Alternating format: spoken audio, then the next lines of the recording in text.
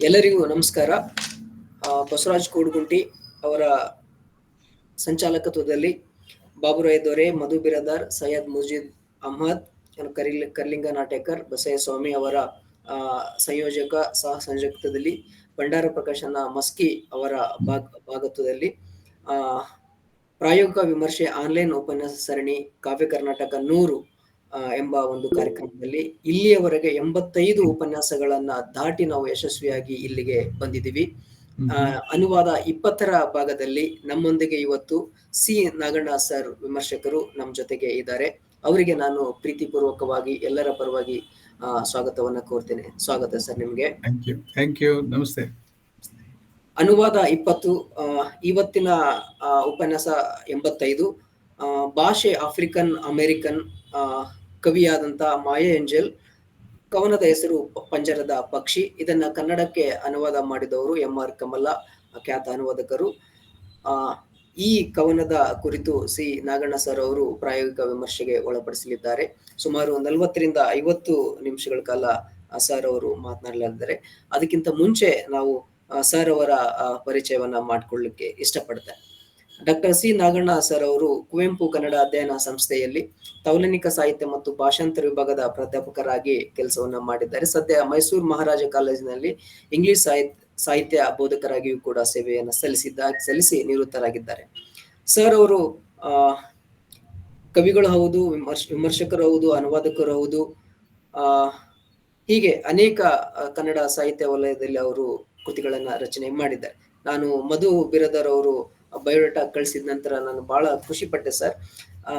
ಇವರು ಸರ್ ಅವರ ಮೊದಲ ಕವನ ಸಂಕಲನ ಅಲ್ಲಿಂದನೇ ಪ್ರಾರಂಭ ಮಾಡಿದ್ದಾರೆ. 1989ರಲ್ಲಿ ಗಿಡದಡಿಯ ಲೋಕ ಎನ್ನುವ ಕಾವ್ಯದಿಂದ ಶುರುವಾಗಿ ಸಾಕ್ಷರತಾ ಆಂದೋಲನದಲ್ಲಿ ಅಂತ ಹೇಳಿ ಶಿಕ್ಷಣದ ಭಾಗವಾಗಿ ಬೀದಿ ನಾಟಕ, ನಿರ್ದೇಶಕರ ವಿಚಾರ ಸಂಕಿರಣ ಅನ್ನೋದು ರಂಗಭೂಮಿ, ಹೀಗೆ 10ಕ್ಕೂ ಹೆಚ್ಚು ಕೃತಿಗಳನ್ನ ಬರೆದಿದ್ದಾರೆ. ವಿಮರ್ಶೆ ಭಾಗದಲ್ಲಿ ದೃಷ್ಟಿ ದಿಗಂತ ಅಂತ ಹೇಳಿ 2006ರಲ್ಲಿ, ಅಕ್ಷಯ ದ್ರವ್ಯ, ದುಃಖದ ರುಚಿ, ಪರಿಪ್ರೇಕ್ಷ, ಕಲ್ಲಲ್ಲ ಕಾಮನ ಬಿಲ್ಲು, ಹೀಗೆ ಅನೇಕ ವಿಮರ್ಶಾ ಸಂಕಲನಗಳನ್ನ ತಂದಿದ್ದಾರೆ.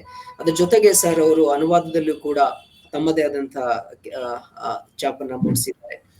ಇಂಗ್ಲಿಷ್ ನಿಂದ ಕನ್ನಡಕ್ಕೆ ಸುಮಾರು ಕೃತಿಗಳನ್ನ ತಂದಿದ್ದಾರೆ. ಬಹಳ ಮುಖ್ಯವಾಗಿ ಮನಮೆಚ್ಚಿದ ಕಥೆಗಳು ಅನ್ನುವ ಸಣ್ಣ ಕಥೆಗಳನ್ನ ಅವರು ಕನ್ನಡದಿಂದ ಇಂಗ್ಲಿಷ್ ನಿಂದ ಕನ್ನಡಕ್ಕೆ ತಂದಿದ್ದಾರೆ. ಫಾದರ್ ಅನ್ನುವ ನಾಟಕ, ದಕ್ಷಿಣ ಭಾರತ ವಸಾಹತುಶಾಹಿ ಅನ್ನುವ ಚರಿತ್ರೆ, ನನ್ನ ಕಣ್ಣಿನ ಬಸಿರು, ಹೀಗೆ ಅನೇಕ ಕುವೆಂಪು ಕರ್ನಾಟಕ ಕಥನ, ಮೊಲ ನುಸುಳದ ಬೇಲಿ, ಹೀಗೆ ಅನೇಕ ಕೃತಿಗಳನ್ನ ಇಂಗ್ಲಿಷ್ ನಿಂದ ಕನ್ನಡಕ್ಕೆ ತಂದಿದ್ದಾರೆ. ಮತ್ತೆ ಕನ್ನಡದಿಂದನೂ ಕೂಡ ಇಂಗ್ಲಿಷ್ಗೆ ಅನುವಾದವನ್ನ ಮಾಡಿದ್ದಾರೆ. ಫ್ಲವರ್ ಇಂದ ಫೋರೆನ್ಸ್ ಅಂತ, ದ ಡಾರ್ಕ್ ಕಾಸ್ಮಸ್, ಹೀಗೆ ಅನೇಕ ಕೃತಿಗಳನ್ನು ಕೂಡ 10ಕ್ಕೂ ಹೆಚ್ಚು ಕೃತಿಗಳನ್ನು ಕೂಡ ಕನ್ನಡದಿಂದ ಇಂಗ್ಲಿಷ್ಗೆ ಒಯ್ದಿದ್ದಾರೆ. ಇದು ನಾವು ಹೆಮ್ಮೆಯಿಂದ ಹೇಳ್ಕೊಳ್ಬೇಕಾದಂತ ವಿಚಾರ. ಅದ್ರ ಜೊತೆಗೆ ಆಫ್ರಿಕನ್ ಸಾಹಿತ್ಯದಿಂದಲೂ ಕೂಡ ಇಂಗ್ಲಿಷ್ನಿಂದ ಕನ್ನಡಕ್ಕೆ ತಂದಿದ್ದಾರೆ. ಭಂಗ ಅನ್ನುವ ಕಾದಂಬರಿ ಪ್ರಸಿದ್ಧಿಯಾಗಿರುವಂಥದ್ದು, ಕುಲುಮೆಯೊಳಗಿನ ಚಿಲುಮೆ ಕವಿತೆಗಳು, ಕಪ್ಪು ಸಾಹಿತ್ಯ, ತತ್ವ ಮತ್ತು ಸತ್ವ, ಕಪ್ಪು ಕಾವ್ಯ, ಹೀಗೆ ಅನೇಕ ವಿಮರ್ಶೆ ಕೃತಿಗಳನ್ನು ಕೂಡ, ಕಾದಂಬರಿಗಳನ್ನು ಕೂಡ, ಪ್ರವಾಸ ಕಥನಗಳನ್ನು ಕೂಡ ಸರ್ ಅವರು ತಂದಿದ್ದಾರೆ. ಸಂಪಾದನೆಯನ್ನು ಕೂಡ ಮಾಡಿದ್ದಾರೆ. ಅಂಕಣ ಸಾಹಿತ್ಯ, ಮುನ್ನುಡಿಗಳ ಸಂಕಲನ, ಬಾನುಲಿ ಸಾಹಿತ್ಯ, ಹೀಗೆ ಅನೇಕ ಆಯಾಮಗಳಲ್ಲಿ ಸರ್ ಅವರು ಸಾಹಿತ್ಯ ಕೃಷಿಯನ್ನ ಮಾಡಿದ್ದಾರೆ. ಇದರ ಭಾಗವಾಗಿ ಸರ್ ಅವರಿಗೆ ಅನೇಕ ಪ್ರಶಸ್ತಿಗಳು ಕೂಡ ಸಂದಿವೆ. HD ಚೌಡಯ್ಯ ಸಾಹಿತ್ಯ ಸಂಸ್ಕೃತಿ ಪ್ರಶಸ್ತಿ 2011ರಲ್ಲಿ ಬಂದಿದೆ. ವಿಶ್ವಮಾನವ ಪ್ರಶಸ್ತಿ, ಚಾಮರಾಜನಗರ ಜಿಲ್ಲಾ ರಾಜ್ಯೋತ್ಸವ ಪ್ರಶಸ್ತಿ, ಜೊತೆಗೆ ಕುವೆಂಪು ಸಾಂಸ್ಕೃತಿಕ ಪ್ರಶಸ್ತಿ, 2023ರಲ್ಲಿ ಕರ್ನಾಟಕ ರಾಜ್ಯೋತ್ಸವ ಪ್ರಶಸ್ತಿ, ಹೀಗೆ ಕುವೆಂಪು ಅನಿಕೇತನ ಪ್ರಶಸ್ತಿ, ಹೀಗೆ ಸುಮಾರು ಪ್ರಶಸ್ತಿಗಳು ಸರ್ ಅವರ ಸಾಹಿತ್ಯವನ್ನ ಗುರುತಿಸಿ ಅವರಿಗೆ ಸಂದಿವೆ.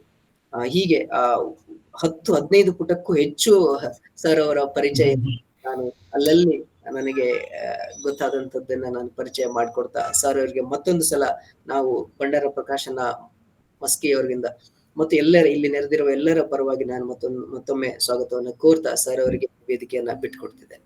ಅದಕ್ಕಿಂತ ಮುಂಚೆ ಎಲ್ಲರೂ ಆಡಿಯೋ ವಿಡಿಯೋನ ಮ್ಯೂಟ್ ಮಾಡಿಕೊಂಡು ಸರ್ ಅವರ ಉಪನ್ಯಾಸಕ್ಕೆ ಅಡ್ಡಿ ಬರದ ಹಾಗೆ ನಾವು ನೋಡ್ಕೊಳ್ಳುವುದು ನಮ್ಮ ಕರ್ತವ್ಯ. ನಂತರದಲ್ಲಿ ನಾವು ಪ್ರಶ್ನೆಗಳನ್ನ ಕೇಳೋದಕ್ಕೆ ಅವಕಾಶ ಇರುತ್ತೆ. ಇಲ್ದಿದ್ರೆ ಚಾಟ್ ಬಾಕ್ಸ್ ಅಲ್ಲಿ ಕೂಡ ನಾವು ಪ್ರಶ್ನೆಗಳನ್ನ ಹಾಕ್ಬಹುದು ಅಂತ ಹೇಳ್ತಾ ಸರ್ ಅವರಿಗೆ ನಾನು ವೇದಿಕೆ ಸರ್. Thank you ಬಸವನವರೇ. ಎಷ್ಟು ಹೃದಯವಾಗಿ ಆಪ್ತವಾಗಿ ನೀವು ಪರಿಚಯ ಮಾಡಿಕೊಟ್ರಿ ಅಂದ್ರೆ ಮನಸ್ಸು ತುಂಬ ಬರುತ್ತೆ. ಮತ್ತೆ ಜೊತೆಗೆ ಈ ಮಸ್ಕಿ ಎಲ್ಲೋ ಇದೆ ಅಂತ ನಾವು ಭಾವಿಸ್ತೀವಿ ಕರ್ನಾಟಕದ ಭೂಪಟದಲ್ಲಿ ಯಾವುದೋ ಒಂದು ಭಾಗದಲ್ಲಿ.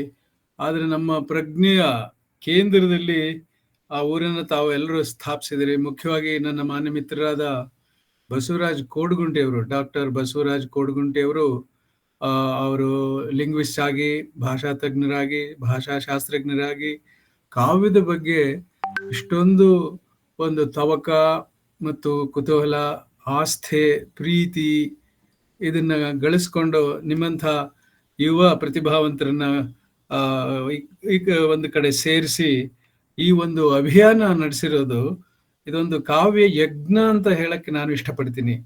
ಇದೊಂದು ದೊಡ್ಡ ಅಭಿಯಾನ, ಸಾಮಾನ್ಯವಾದ ಅಭಿಯಾನ ಅಲ್ಲ. This is a real mission, poetry mission, ಅಪರೂಪವಾದ್ದು. ಇಡೀ ಕರ್ನಾಟಕ ಈ ಕಡೆ ತಿರುಗಿ ನೋಡ್ಬೇಕು, ಆ ಥರ ತಾವು ಎಲ್ಲರೂ ಮಾಡಿದ್ದೀರಾ. ಹಾಗಾಗಿ ಕೋಡ್ಗುಂಟೆಯವ್ರಿಗೆ ಮತ್ತು ನಿಮಗೆ ಎಲ್ರಿಗೂ ಆರಂಭದಲ್ಲೇ ನನ್ನ ಹೃತ್ಪೂರ್ವಕವಾದ ಅಭಿನಂದನೆಗಳನ್ನು ಸಲ್ಲಿಸೋದಕ್ಕೆ ಇಷ್ಟಪಡ್ತೀನಿ. ನಿನ್ನೆ ನನ್ನ ಮತ್ತು ಮಧು ಬಿರಾದಾರರ ನಡುವೆ ಒಂದು ಪುಟ್ಟ ಸಂಭಾಷಣೆ ನಡೀತು.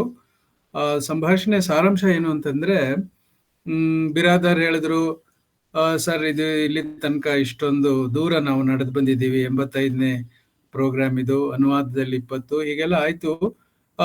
ಹೆಚ್ಚು ಮಾತಾಡ್ತಕ್ಕಂಥವ್ರು ಕವನವನ್ನ ಕೇಂದ್ರದಲ್ಲಿ ಇಟ್ಕೋಬೇಕಾಗಿದೆ. ಅದು ಎಷ್ಟೋ ಸಾರಿ ಆನುಷಂಗಿಕವಾದ ವಿಚಾರಗಳನ್ನ ಮುನ್ನೆಲೆಗೆ ತಂದು ಕವನವನ್ನ ಸ್ವಲ್ಪ ಹಿನ್ನೆಲೆಗೆ ಸರಿಸ್ತಾ ಕಾಣಿಸುತ್ತೆ ಅಂತ ನನಗೆ ಒಂದು ಜೆಂಟ್ಲಾಗಿ ಎಚ್ಚರಿಕೆ ಕೊಟ್ಟರು.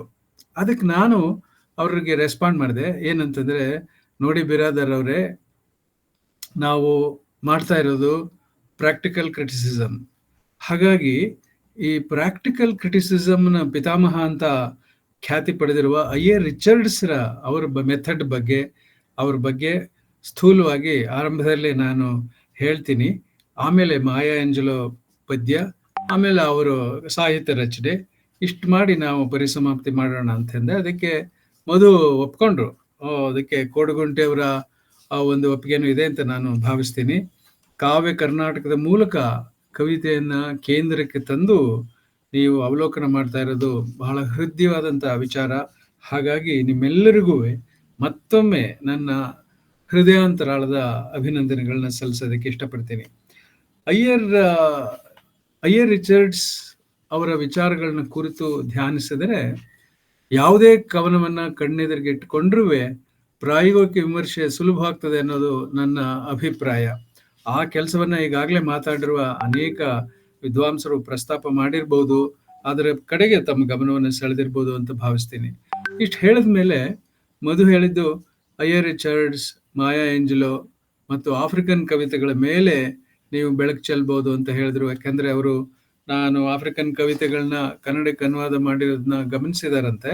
ಹಾಗಾಗಿ ಅವ್ರಿಗೆ ಅದು ಇಷ್ಟ ಆಗಿದೆ. ನೋಡೋಣ ಹೇಗೆ ಇದು ಎಷ್ಟು ಸಮಯಾವಕಾಶ ನಮಗೆ ಸಿಗುತ್ತೆ ಅನ್ನೋದ್ರ ಮೇಲೆ ಅವಲಂಬಿತವಾಗಿದೆ. ಖಂಡಿತವಾಗಿಯೂ ರಿಚರ್ಡ್ಸ್ ಬಗ್ಗೆ, ಮಾಯಾ ಏಂಜಲೋ ಬಗ್ಗೆ, ಅವ್ರ ಕವಿತೆಯನ್ನ ಕೇಂದ್ರದಲ್ಲಿ ಇಟ್ಕೊಂಡು ಚರ್ಚೆ ಮಾಡೋದು ಅದಂತೂ ಖಂಡಿತವಾಗಿ ನಾವು ಮಾಡಲೇಬೇಕು. ಇದು ನನ್ನ ಸ್ಥೂಲವಾದಂಥ ಇವತ್ತಿನ ಉಪನ್ಯಾಸದ ವಿನ್ಯಾಸ. ಹಾಗಾಗಿ ನಾವು ಮುಂದುವರಿಯೋಣ. ಅಯ್ಯರ್ ರಿಚರ್ಡ್ಸ್ ಬದುಕಿದ್ದು 1893ರಿಂದ 1979 ಅವಧಿಯಲ್ಲಿ ಸುಮಾರು 86 ವರ್ಷಗಳ ಕಾಲ ಅವರು ಬದುಕಿದ್ರು.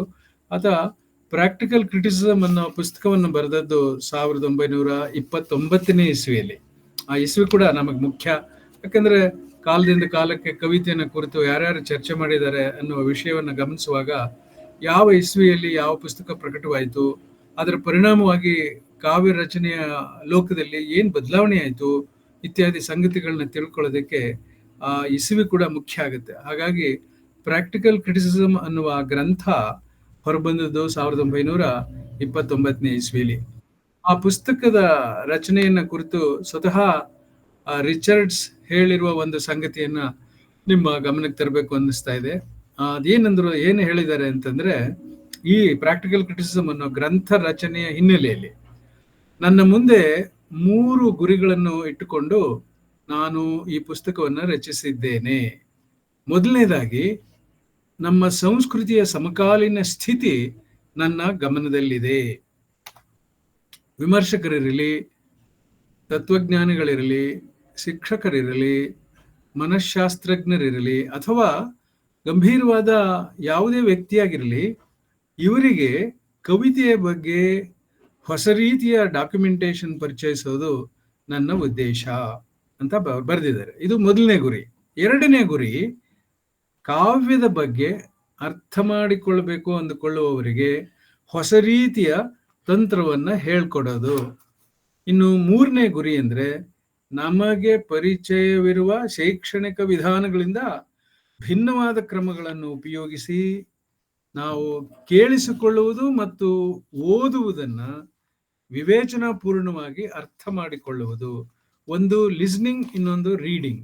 ಎರಡೂ ಪ್ರಕ್ರಿಯೆಯನ್ನ ರಿಚರ್ಡ್ಸ್ ನಮ್ಮ ಗಮನಕ್ಕೆ ತಂದಿದ್ದಾರೆ. ಹಾಗಾಗಿ ರೀಡಿಂಗ್ ಮತ್ತೆ ಲಿಸ್ನಿಂಗ್ ಮುಖಾಂತರ ನಾವು ಡಿಸ್ಕ್ರಿಮಿನೇಷನ್ ಅನ್ನು ಬಳಸಿ ವಿವೇಚನಾಪೂರ್ಣವಾಗಿ ಕಾವ್ಯವನ್ನ ಅರ್ಥ ಮಾಡ್ಕೊಳ್ಳೋದು ಮೂರನೇ ಗುರಿ ಅಂತ ಹೇಳಿ, ಈ ರೀತಿಯಾಗಿ 3 ಗುರಿಗಳನ್ನ ಇಟ್ಕೊಂಡು ನಾನು ಈ ಪ್ರಾಕ್ಟಿಕಲ್ ಕ್ರಿಟಿಸಿಸಮ್ ಅನ್ನೋ ಗ್ರಂಥವನ್ನ ರಚನೆ ಮಾಡಿದ್ದೀನಿ ಅಂತ ಅವ್ರು ಹೇಳಿದ್ದಾರೆ.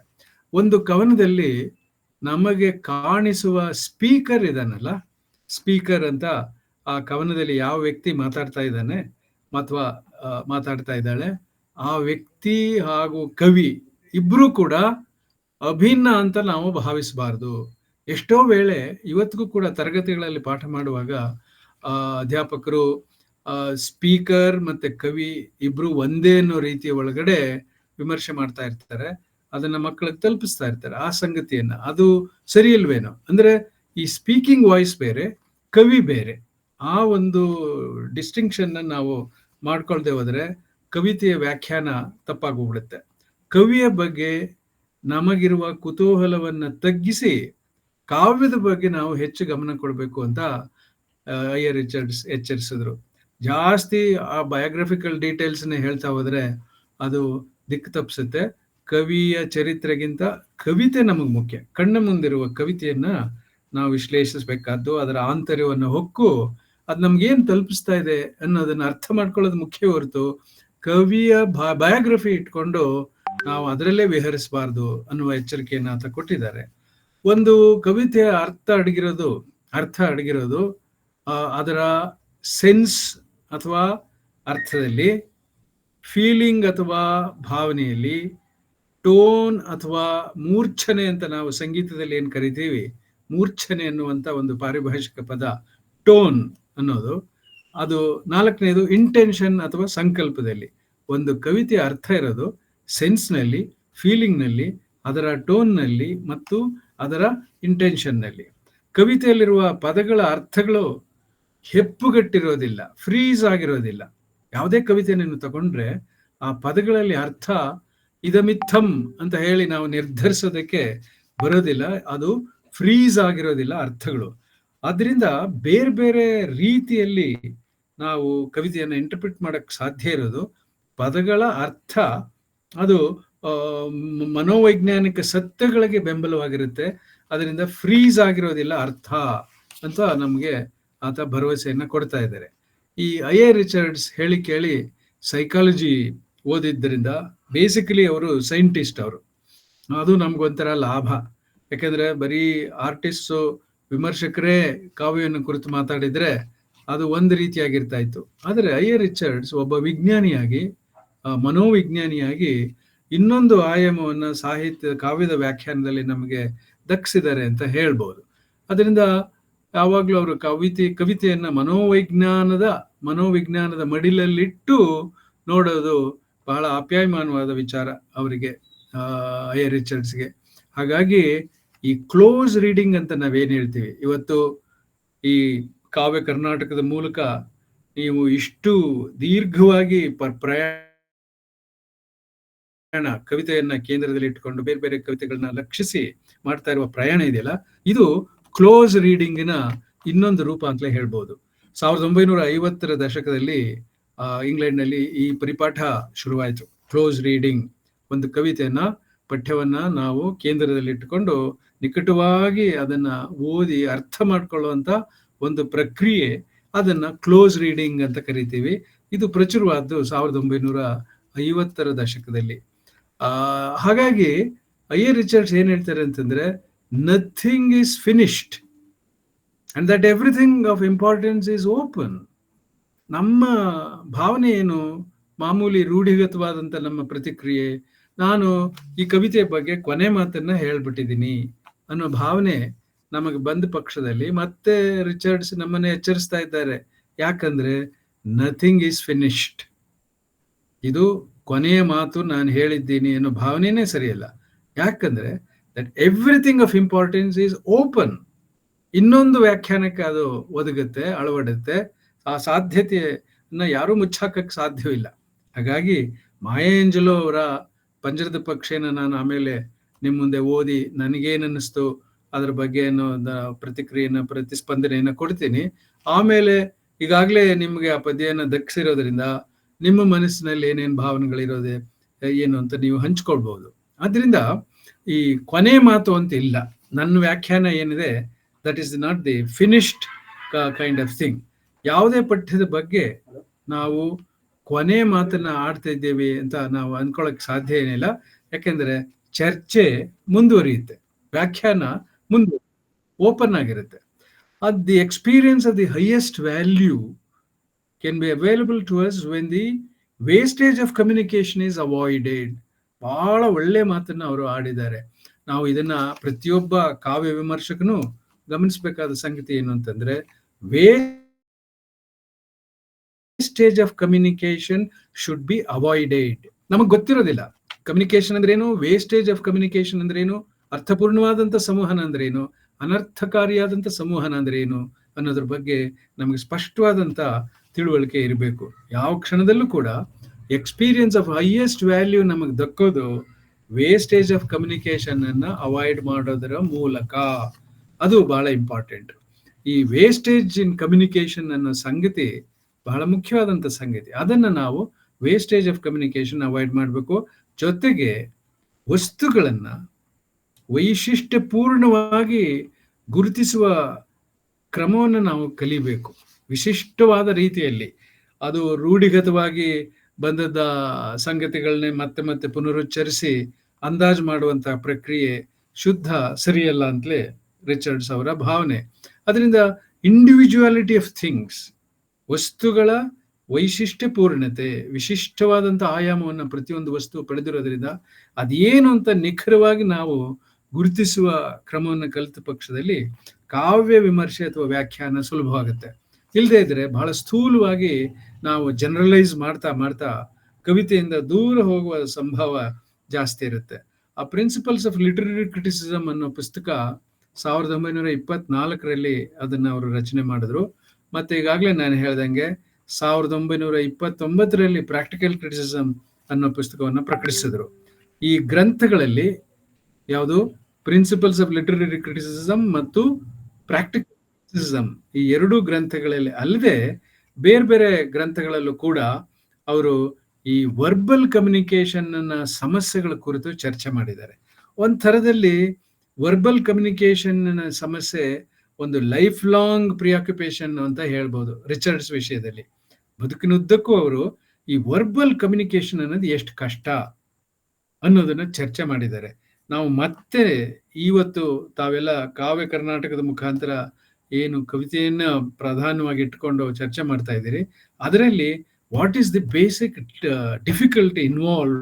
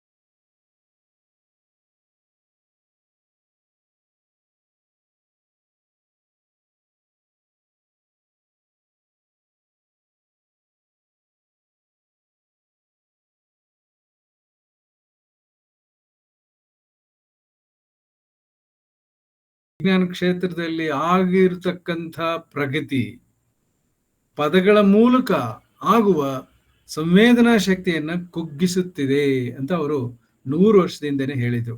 ವಿಜ್ಞಾನ ಮತ್ತು ತಂತ್ರಜ್ಞಾನ ಕ್ಷೇತ್ರದಲ್ಲಿ ಆಗಿರುವ ಒಂದು ಪ್ರೋಗ್ರೆಸ್ ಅಥವಾ ಪ್ರಗತಿ ಏನಿದೆ ಅದು ಪದಗಳ ಮೂಲಕ ಆಗುವಂತ ಸಂವೇದನಾ ಶಕ್ತಿಯನ್ನ ಕುಗ್ಗಿಸ್ತಾ ಇದೆ ಅಂತ ಹೇಳಿ ಆವಾಗ್ಲೇ ಅವ್ರಿಗೆ ದಿಗಿಲು ಬಂದಿತ್ತು ಮಾಸ್ ಮೀಡಿಯಾದ ಬಗ್ಗೆ.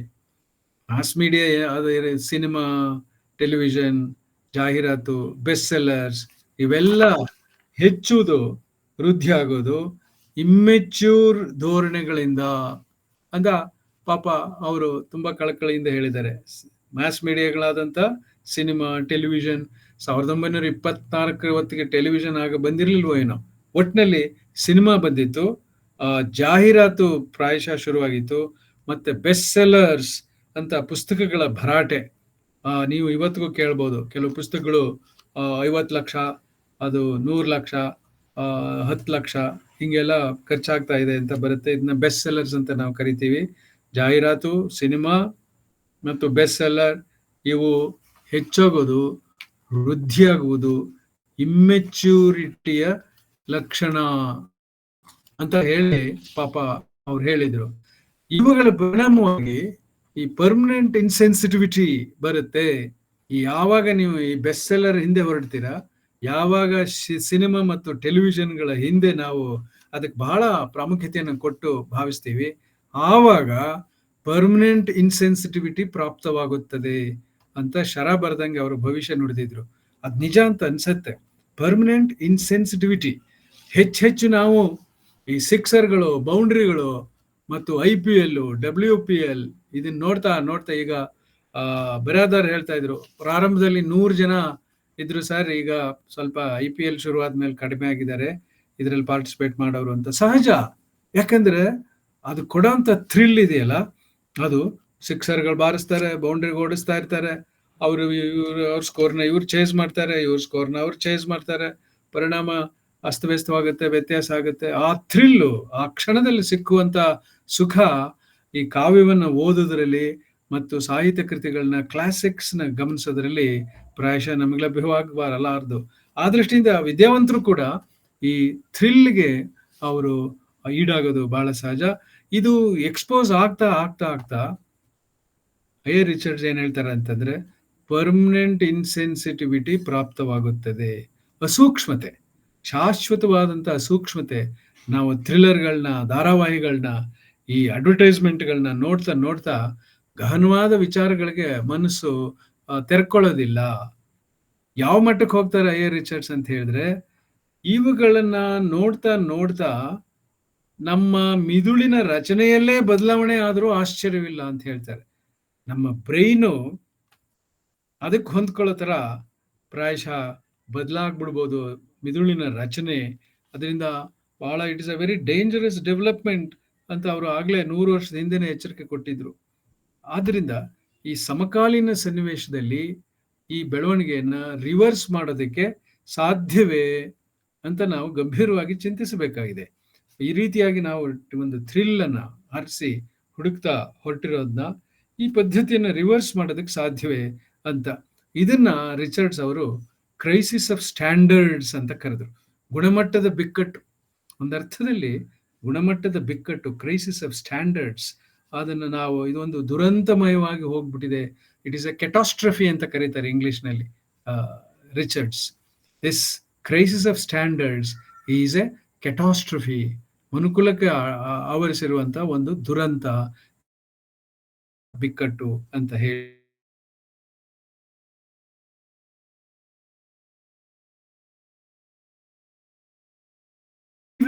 ಈ ಪರಿಸ್ಥಿತಿಯನ್ನ ಉತ್ತಮಪಡಿಸಬಹುದು. ವರ್ಬಲ್ ಕಮ್ಯುನಿಕೇಶನ್ ನಲ್ಲಿ ನಾವು ಸಕಾರಾತ್ಮಕವಾದ ಬದಲಾವಣೆಯನ್ನು ತರಕ್ಕೆ ಸಾಧ್ಯವಾದರೆ ಖಂಡಿತವಾಗಿಯೂ ಈ ಪದ್ಧತಿಯನ್ನ, ಈ ರೂಢಿಯನ್ನ ರಿವರ್ಸ್ ಮಾಡಬಹುದು ಅಂತ. ಅಂದ್ರೆ ನಮ್ಮ ವರ್ಬಲ್ ಕಮ್ಯುನಿಕೇಶನ್ ನಲ್ಲಿ ಏನೇನು ಇರಬೇಕು ಹಾಗಾದ್ರೆ ರಿವರ್ಸ್ ಮಾಡ್ಬೇಕಾದ್ರೆ? ಒಂದು ಕ್ಲಾರಿಟಿ ಇರಬೇಕು, ಪ್ರಿಸಿಷನ್ ಇರಬೇಕು, ಡಿಸ್ಕ್ರಿಮಿನೇಷನ್ ಇರಬೇಕು. ಅಂದ್ರೆ ಸ್ಪಷ್ಟತೆ, ನಿಖರತೆ ಮತ್ತು ಭೇದಗ್ರಹಣ. ಡಿಸ್ಕ್ರಿಮಿನೇಷನ್, ವಿವೇಚನೆ ಅಥವಾ ಭೇದಗ್ರಹಣ ಇದ್ದರೆ ನಮ್ಮ ಸಂವಹನದಲ್ಲಿ ಖಂಡಿತವಾಗಿಯೂ ಬದಲಾವಣೆಯನ್ನು ತರಬಹುದು. ಈ ಪ್ರೋಸೆಸ್ನ ರಿವರ್ಸ್ ಮಾಡ್ಬೋದು ಅಂತ ಅವರ ನಂಬಿಕೆ. ಮಾಸ್ ಮೀಡಿಯಾ ಏನಿವತ್ತು ಉಂಟು ಮಾಡ್ತಾ ಇದೆ, ಆ ದುರಂತವನ್ನು ತಪ್ಪಿಸ್ಬೇಕಾದ್ರೆ responsible appreciation of genuine art, ಯಾವುದನ್ನು ನಾವು ಜೆನ್ವಿನ್ ಆರ್ಟ್ ಅಂತ ಕರಿತೀವಿ, ಅಪ್ಪಟವಾದಂಥ ಕಲೆ, ಅದನ್ನು ಜವಾಬ್ದಾರಿಯಿಂದ ಅಂದಾಜು ಮಾಡುವಂಥ, ಸುಖ ಪಡುವಂಥ, ಆ ಅಂದಾಜಿನಲ್ಲಿ ಆ ಮೌಲ್ಯ ಕಟ್ಟೋದ್ರಲ್ಲಿ ಸುಖ ಪಡ್ಬೇಕು ನಾವು.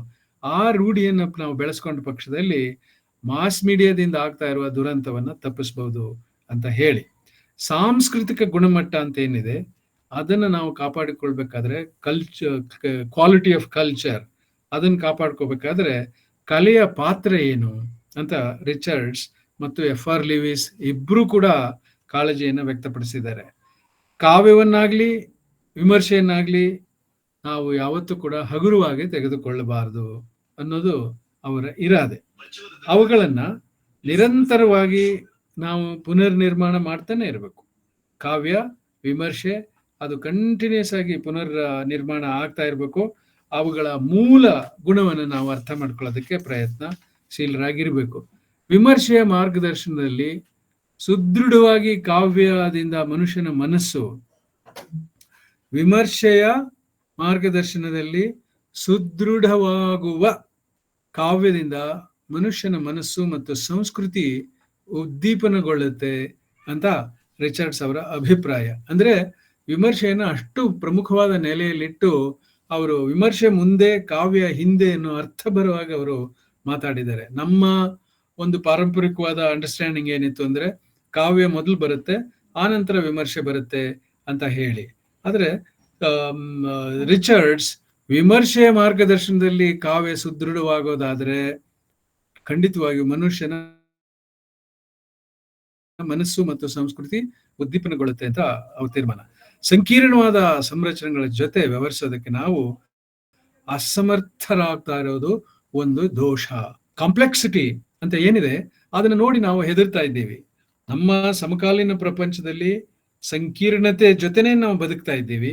ಆದಾಗ್ಯೂ ಸಂಕೀರ್ಣತೆಯನ್ನು ಕಂಡ್ರೆ ನಾವು ದಿಗುಲುಗೊಳ್ಳೋದು, ಬೆದರುವುದು ಅದು ಒಂದು ದೋಷ ಅಂತ ಅವ್ರ ತೀರ್ಮಾನ.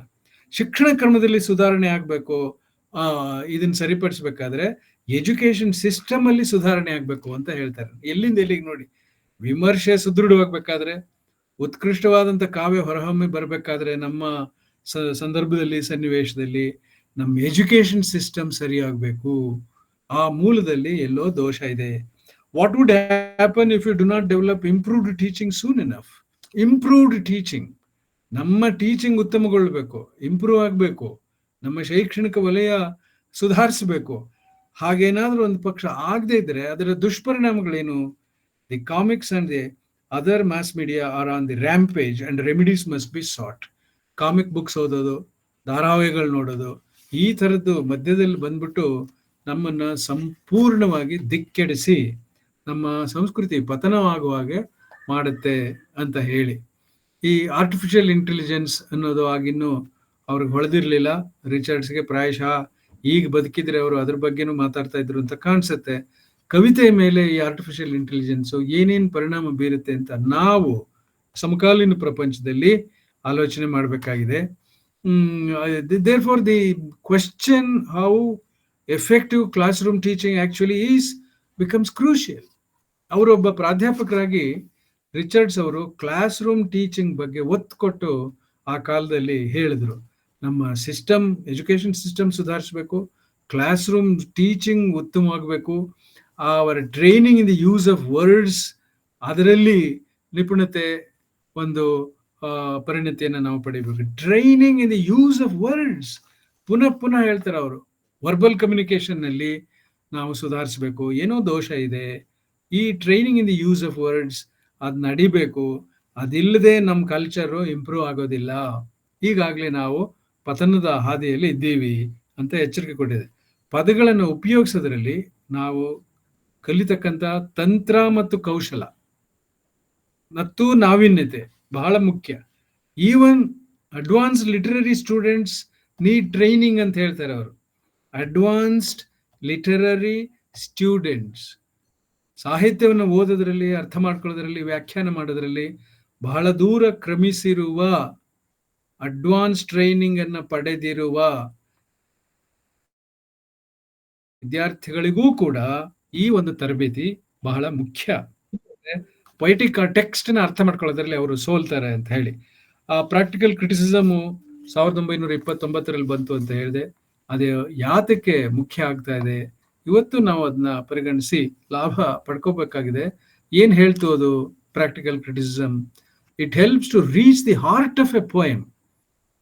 ಪ್ರಾಕ್ಟಿಕಲ್ ಕ್ರಿಟಿಸಿಸಮ್ ಮೂಲಕ ಒಂದು ಪದ್ಯ ಅಥವಾ ಕವನದ ಕವಿತೆಯ ಹೃದಯವನ್ನು ನಾವು ಪ್ರವೇಶಿಸಬಹುದು, ಭೇದಿಸಬಹುದು. It helps to reach the heart of a poem and establish its value both in terms of the aesthetic pleasure it yields and the moral instruction it may impart. ಆ ಕವಿತೆ ಆ ರೀತಿಯಾಗಿ ಅದರ ಹೃದಯವನ್ನು ನಾವು ಪ್ರವೇಶ ಮಾಡೋದ್ರ ಮುಖಾಂತರ ನಮಗೆ ಏಕಕಾಲದಲ್ಲಿ ಸೌಂದರ್ಯಾನುಭವದ ಸುಖ ಸಿಗುತ್ತೆ, ಅದೇ ತರ ನೀತಿ ಬೋಧೆಯಾಗುತ್ತದೆ.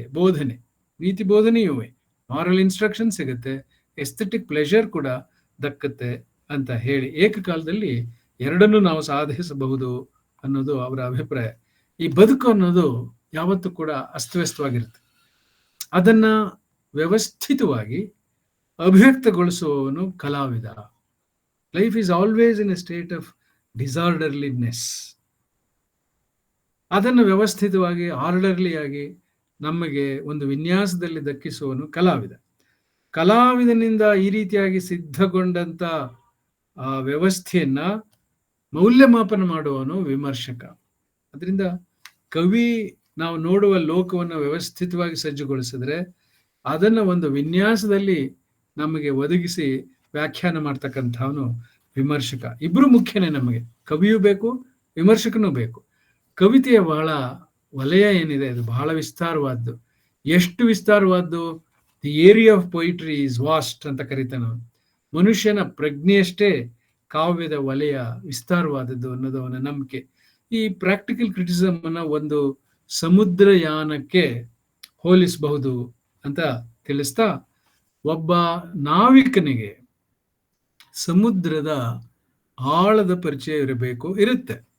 ಅವನು ಸಮುದ್ರಯಾನ ಮಾಡ್ತಾ ಇದ್ದಾನೆ ಒಬ್ಬ ನಾವಿಕ ಅಂತ ಹೇಳಿದ್ರೆ ಅದರ ಸಮುದ್ರದ ಆಳದ ಪರಿಚಯ ಇರಬೇಕು. ಸಮುದ್ರದ ಉಬ್ಬರ ಇಳಿತಗಳ ಬಗ್ಗೆ ಅವನಿಗೆ ತಿಳುವಳಿಕೆ ಇರಬೇಕಾಗತ್ತೆ. ಆವಾಗ ಮಾತ್ರ ಆತ ತನ್ನ ಗುರಿಯನ್ನ ಸರಾಗವಾಗಿ ನಿರ್ವಿಘ್ನವಾಗಿ ಮುಟ್ಟಬಲ್ಲ. ಅದೇ ರೀತಿ ಒಬ್ಬ ವಿಮರ್ಶಕನೂ ಸಹ, ಅವನು ಕೂಡ ಈಸ್ ಎ ಮೆಂಟಲ್ ಟ್ರಾವೆಲರ್. ಸಮುದ್ರಯಾನ ಮಾಡೋನು ನೀರ್ ಮೇಲೆ ಅವನು ತೇಲ್ಕೊಂಡು ಹೋದ್ರೆ, ವಿಮರ್ಶಕನಾದವನು ನಿಜವಾಗಿ ಒಬ್ಬ ಮಾನಸಿಕ ಯಾತ್ರಿ, ಮೆಂಟಲ್ ಟ್ರಾವೆಲರ್. ಅವನ ಸಮುದ್ರ ಯಾವುದು ಅಂತಂದ್ರೆ ಅಗಾಧವಾದ ಅನುಪಮವಾದ ಕಲೆಯೆಂಬ ಸಮುದ್ರ. Traveller in the vast and boundless ocean of a work of art. ಅದರಲ್ಲಿ ಅವನು ಈಜಬೇಕಾಗತ್ತೆ, ತೇಲಿ ಗುರಿಯನ್ನು ಮುಟ್ಟಬೇಕಾಗತ್ತೆ. ಅದರಿಂದ ಒಂದು ಕಲಾಕೃತಿಯನ್ನು ನಾವು ಒಂದು ಸಮುದ್ರಕ್ಕೆ ಹೋಲಿಸಬಹುದಾದರೆ ಒಬ್ಬ ವಿಮರ್ಶಕನನ್ನು ನಾವು ಮಾನಸಿಕ ಯಾತ್ರಿ ಅಂತ ಕರಿಬೇಕಾಗತ್ತೆ. ಇದೇ ಹಿನ್ನೆಲೆಯಲ್ಲಿ ರಿಚರ್ಡ್ಸ್ ಕವಿ ಮತ್ತು ಓದುಗರ ನಡುವೆ ಇರಬೇಕಾದ ಸಂವಹನವನ್ನು ಕುರಿತು ಪ್ರಸ್ತಾಪಿಸಿದ್ದಾರೆ. The main aim of criticism is to improve the channels of communication between the poet and the reader. ಕವಿ ಮತ್ತು ಓದುಗನ ನಡುವೆ ಏನು ಒಂದು ಚಾನೆಲ್ ಇದೆ ಅದನ್ನ ನಾವು ಸ್ವಚ್ಛಗೊಳಿಸಬೇಕು. ಅಲ್ಲಿ ಒಂದು ತುಪ್ಪೇರಿದ ದರ್ಪಣದೊಳ್ ಪ್ರಜ್ವಲಿಪದೆ ಪ್ರತಿಬಿಂಬ ಅಂತ ಕವಿ ಹೇಳ್ದಂಗೆ, ಆ ತುಪ್ಪೇರಿದ ದರ್ಪಣವನ್ನು ನಾವು ಕ್ಲೀನ್ ಮಾಡಬೇಕು, ಸ್ವಚ್ಛಗೊಳಿಸಬೇಕು. ಹಾಗಾಗಿ ಕವಿ ಮತ್ತು ವಿಮರ್ಶಕನ ನಡುವಿನ ಆ ವಾಹಿನಿ ಏನಿದೆ, ಚಾನೆಲ್, ಅದನ್ನ ನಾವು ಸರಿ ಮಾಡಬೇಕು ಅಂತ. ಕಾವ್ಯದ ಓದಿನಲ್ಲಿ ಉಂಟಾಗುವ ತೊಡಕು ಏನು ಅಂತ ಹೇಳಿದ್ರೆ, ಈಗಾಗಲೇ ನಿಮಗೆ ಚಿರಪರಿಚಿತವಾಗಿರುವಂತಹ ತೊಡಕು ಅದೇನಂದ್ರೆ ವಾಚ್ಯಾರ್ಥ ಮತ್ತು ವ್ಯಂಗ್ಯಾರ್ಥ. ಅದರಲ್ಲಿ ಅದು ಏನು ಅಂತ ನಾವು ತಿಳ್ಕೋಬೇಕು. ಮೊದಲನೇದಾಗಿ ಆ ಕವಿತೆಯ ಒಂದು ಫೀಲಿಂಗ್, ಟೋನ್, ಇಂಟೆನ್ಷನ್ ಮತ್ತು ಥೀಮ್ ಇದಿಷ್ಟು ಗೊತ್ತಾಗ್ಬೇಕು. ಆ ಫೀಲಿಂಗ್, ಟೋನ್ ಗೊತ್ತಾಗ್ಬೇಕು, ಇಂಟೆನ್ಷನ್ ಗೊತ್ತಾಗ್ಬೇಕು ಮತ್ತು ಕವಿತೆಯ ವಸ್ತು. ಈ ಫೀಲಿಂಗ್, ಟೋನ್, ಇಂಟೆನ್ಷನ್ ಬಗ್ಗೆ ಈಗಾಗಲೇ ಹೇಳಿದ್ದೀನಿ. ಸಂಕಲ್ಪ ಅಂತ ಹೇಳಿರಿ, ಮೂರ್ಛನೆ ಅಂತ ಹೇಳಿ, ಭಾವನೆ ಅಂತ ಹೇಳಿ, ಅದರ ಥೀಮ್, ವಸ್ತು ಅದು ಕೂಡ ನಮಗೆ ಗೊತ್ತಾಗ್ಬೇಕು. ಅದೇ ರೀತಿ ಓದುಗ ಕವಿತೆಯ ಈ ಪ್ರತಿಮಾ ಸಮುಚ್ಚಯವನ್ನ ಕಣ್ಣ ಮುಂದೆ ತಂದುಕೊಳ್ಳುವ ಶಕ್ತಿ ಓದುಗನಿಗಿರಬೇಕು. ಕವಿ ಏನೇನು ಇಮೇಜರಿಯ ಮೂಲಕ ಹೇಳ್ತಾ ಇದ್ದಾನೆ ತನ್ನ ಕವಿತೆಯಲ್ಲಿ, ಅಷ್ಟನ್ನು ಓದುಗ ವಿಜುವಲೈಸ್ ಮಾಡ್ಕೊಳ್ಳುವಂತ ಕೆಪಾಸಿಟಿನ ಆರ್ಜಿಸಿಕೊಳ್ಳಬೇಕು. ವಿಜುವಲೈಸ್ ಮಾಡ್ಕೊಳ್ಳುವಂತ, ಕಣ್ಣ ಮುಂದೆ ಕಲ್ಪಿಸಿಕೊಳ್ಳುವಂತ ಸಾಮರ್ಥ್ಯ ಓದುಗನಿಗೆ ಇರಬೇಕು. ರೆಡಿಮೇಡ್ ರೆಸ್ಪಾನ್ಸ್ಗಳ ಬಗ್ಗೆ ಬಹಳ ಗಮನ ಸೆಳೆದಿದ್ದಾರೆ ನಮ್ಮ ಅಯ್ಯರ್ ರಿಚರ್ಡ್ಸ್ ಅವರು. ಈ ರೆಡಿಮೇಡ್ ರೆಸ್ಪಾನ್ಸ್ ಅನ್ನೋದು, ಅದನ್ನ ಇನ್ನೊಂದು ಹೆಸರಿನಲ್ಲೂ ಕೂಡ ಅವ್ರು ಕರೆದಿದ್ದಾರೆ, ಸ್ಟಾಕ್ ರೆಸ್ಪಾನ್ಸಸ್ ಅಂತ. ಏನಾದರೂ ಒಂದು ವಿಷಯ ಹೇಳಿದ್ರೆ ತಕ್ಷಣ ನಾವು ನಮ್ಮ ಹಿಂದಿನ ಅನುಭವಗಳ ಆಧಾರದ ಮೇಲೆ ತಕ್ಷಣ ಪ್ರತಿಕ್ರಿಯೆಯನ್ನು ವ್ಯಕ್ತಪಡಿಸುವಂತ ಒಂದು ಪರಿಪಾಠ. ಇದು ಬಹಳ ಡೇಂಜರಸ್ ಆದಂತ ಪರಿಪಾಠ. ಇದನ್ನ ಅವರು ಸ್ಟಾಕ್ ರೆಸ್ಪಾನ್ಸಸ್ ಅಂತ ರಿಜೆಕ್ಟ್ ಮಾಡ್ತಾರೆ. ಆ ರೀತಿಯಾಗಿ ನಾವು ವಸ್ತುವನ್ನು, ಒಂದು ಕಣ್ಣೆದುರಿಗೆ ಬಂದಂತ ಹೊಸ ಕವಿತೆಯನ್ನ ದೃಷ್ಟಿಯಲ್ಲಿ ಇಟ್ಟುಕೊಂಡು ಅದರಲ್ಲಿ ಏನೇನಿದೆ ಅವಯವಗಳು, ಅದು ಇಮೇಜಸ್ ಏನು, ಅದ್ರ ಟೋನ್ ಏನು, ಫೀಲಿಂಗ್ ಏನು, ಇಂಟೆನ್ಷನ್ ಏನು, ಅದನ್ನ ಅರ್ಥ ಮಾಡ್ಕೊಳ್ಳೋದಕ್ಕೆ ಬದಲಾಗಿ ಅರ್ಥ ಮಾಡಿಕೊಳ್ಳುವ ಮೊದಲು ಇದಿಷ್ಟೇ ನಂಗೆ ಗೊತ್ತು ಅಂತ ಹೇಳಿ ಹಿಂದಿನ ಒಂದು ಭಾವನೆಗಳು, ಬೇರೆ ಕವಿತೆಗಳನ್ನು ಓದಿದ ನೆನಪು, ಅದರ ಆಧಾರದ ಮೇಲೆ ಜಂಪಿಂಗ್ ಟು ಕನ್ಕ್ಲೂಷನ್ ಇದೆಯಲ್ಲ, ಅದನ್ನ ಅವರು ಸ್ಟಾಕ್ ರೆಸ್ಪಾನ್ಸಸ್ ಅಥವಾ ರೆಡಿಮೇಡ್ ರೆಸ್ಪಾನ್ಸಸ್ ಅಂತ ಕರೀತಾರೆ. ಆ ರೆಡಿಮೇಡ್ ರೆಸ್ಪಾನ್ಸ್ಗೆ, ಸ್ಟಾಕ್ ರೆಸ್ಪಾನ್ಸ್ಗೆ ನಾವು ಸಿಕ್ಕಾಕೊಳ್ಬಾರ್ದು, ಅದರಿಂದ ಬಿಡಿಸ್ಕೋಬೇಕು. ಕವಿತೆಯನ್ನು ಓದಿ ನಿಜವಾಗ್ಲೂ ಪ್ರತಿಸ್ಪಂದನೆಯನ್ನು ವ್ಯಕ್ತಪಡಿಸುವ ಇರಾದೆ ಇದ್ದ ಪಕ್ಷದಲ್ಲಿ ಓದುಗರು ಖಂಡಿತವಾಗಿಯೂ ಈ ರೀತಿಯಾದ ರೆಡಿಮೇಡ್ ರೆಸ್ಪಾನ್ಸ್ಗಳನ್ನ ಮಾಡೋದನ್ನ ಬಿಡಬೇಕು. ವ್ಯಾಖ್ಯಾನಕ್ಕೆ ಅದು ಖಂಡಿತವಾಗಿಯೂ ತೊಡಕುಂಟು ಮಾಡುತ್ತೆ ಅಂತ ಹೇಳಿ, ಒಂದು ಕವಿತೆಯನ್ನು ಅರ್ಥ ಮಾಡ್ಕೊಳ್ಬೇಕಾದ್ರೆ ಅದು ಮುಖ್ಯವಾದ ಸಂಗತಿಗಳು ಯಾವುದು ಅಂತ ಇನ್ನೊಂದು ಸೆಟ್ ಅನ್ನು ಅವ್ರು ಕೊಟ್ಟಿದ್ದಾರೆ. ಅದೇನಂದ್ರೆ one's consciousness, one's scholarship, one's sensitivity, involvement and commitment, one's awareness of the various poetic techniques and strategies, one's spiritual and imaginative capacity to flow into the interior landscape of the poet's psyche. ಬಹಳ ಮುಖ್ಯ ಇದು. ಕೊನೆಯದೇನು ಅಂದ್ರೆ ಓದುಗನ ಸಾಮರ್ಥ್ಯ, ವಿಮರ್ಶಕನ ಪ್ರಜ್ಞೆ, ಆತನ ಪಾಂಡಿತ್ಯ, ಆತನ ಸಂವೇದನಾ ಶಕ್ತಿ, ಆತನ ತೊಡಗುವಿಕೆ ಮತ್ತು ಬದ್ಧತೆ, ಇವೆಲ್ಲದರ ಸಹಾಯದಿಂದ ಕವಿಯ ಕಾವ್ಯಾವರಣವನ್ನ, ಕವಿಯ ಮನಸ್ಸನ್ನ ಪ್ರವೇಶಿಸುವ ಸಾಮರ್ಥ್ಯ ಮುಖ್ಯವಾಗ್ತದೆ. The reader is expected to enter into the interior landscape of the poet's psyche. Interior landscape of the poet's psyche, ಆ ಪ್ರವೇಶ ಸಾಧ್ಯ ಆಗಬೇಕು. ಅದು ಬಹಳ ಮುಖ್ಯ. ಇದಿಷ್ಟು ಪರಿಕರಗಳನ್ನ ಪೀಠಿಕಾ ರೂಪದಲ್ಲಿ, ಸ್ವಲ್ಪ ದೀರ್ಘವಾಯಿತು ಪೀಠಿಕೆ, ಇದಿಷ್ಟನ್ನ ನಾನು ತಮಗೆ ತಿಳಿಸ್ಬೇಕು ಅಂತ ನನಗೆ ಆಸೆ ಇತ್ತು, ಅದನ್ನ ತಿಳಿಸಿದ್ದೀನಿ. ಇದನ್ನ ಕೆಲವು ಸಂಗತಿಗಳನ್ನಾದರೂ ನೀವು ಮನಸ್ಸಲ್ಲಿ ಇಟ್ಕೊಂಡು, ಯಾವುದೇ ಒಂದು ಅಪರಿಚಿತವಾದಂಥ ಕವಿತೆ ನಿಮ್ಮ ಕಣ್ಣ ಕಕ್ಷೆಗೆ ಬಂದಾಗ ಆ ಪರಿಕರಗಳನ್ನ ಇಟ್ಟು ಇದು ನೋಡ್ಬೋದೆ, ಅರ್ಥ ಮಾಡ್ಕೊಳ್ಳೋದ್ರಲ್ಲಿ ಈ ಸಂಗತಿಗಳು ನಮಗೆ ಒದಗಿ ಬರ್ತವಿಯೇ ಅಂತ ನೀವೇ ಪ್ರಶ್ನೆ ಮಾಡಿಕೊಂಡು ಪ್ರಯತ್ನಿಸಬೇಕು ಅಂತ ನನ್ನ ವಿನಂತಿ. ಈ ಒಂದು ಡಿಸ್ಜಾಯಿಂಟೆಡ್ ಆದ ಪೀಠಿಕೆಯಿಂದ ಪಂಜರದ ಪಕ್ಷಿ ಏನಿದೆ ಕವಿತೆ, ಅದನ್ನ ನಾವು ಅದರ ಪ್ರಪಂಚವನ್ನ ಪ್ರವೇಶ ಮಾಡೋದಕ್ಕೆ ಪ್ರಯತ್ನಿಸೋಣ. ಇದರ ಬಾಹ್ಯ ಲಕ್ಷಣಗಳನ್ನ ಗಮನಿಸುವುದಾದ್ರೆ, ಈಗಾಗಲೇ ನೀವು ಈ ಪಂಜರದ ಪಕ್ಷಿಯನ್ನ ಓದಿದಿರಿ ಅಂತ ಕಾಣಿಸುತ್ತೆ. ಇನ್ನೂ ಒಂದ್ಸಾರಿ ನಾನು ಅದನ್ನ ಓದಿ ನಿಮ್ ಗಮನಕ್ಕೆ ತರ್ತೀನಿ.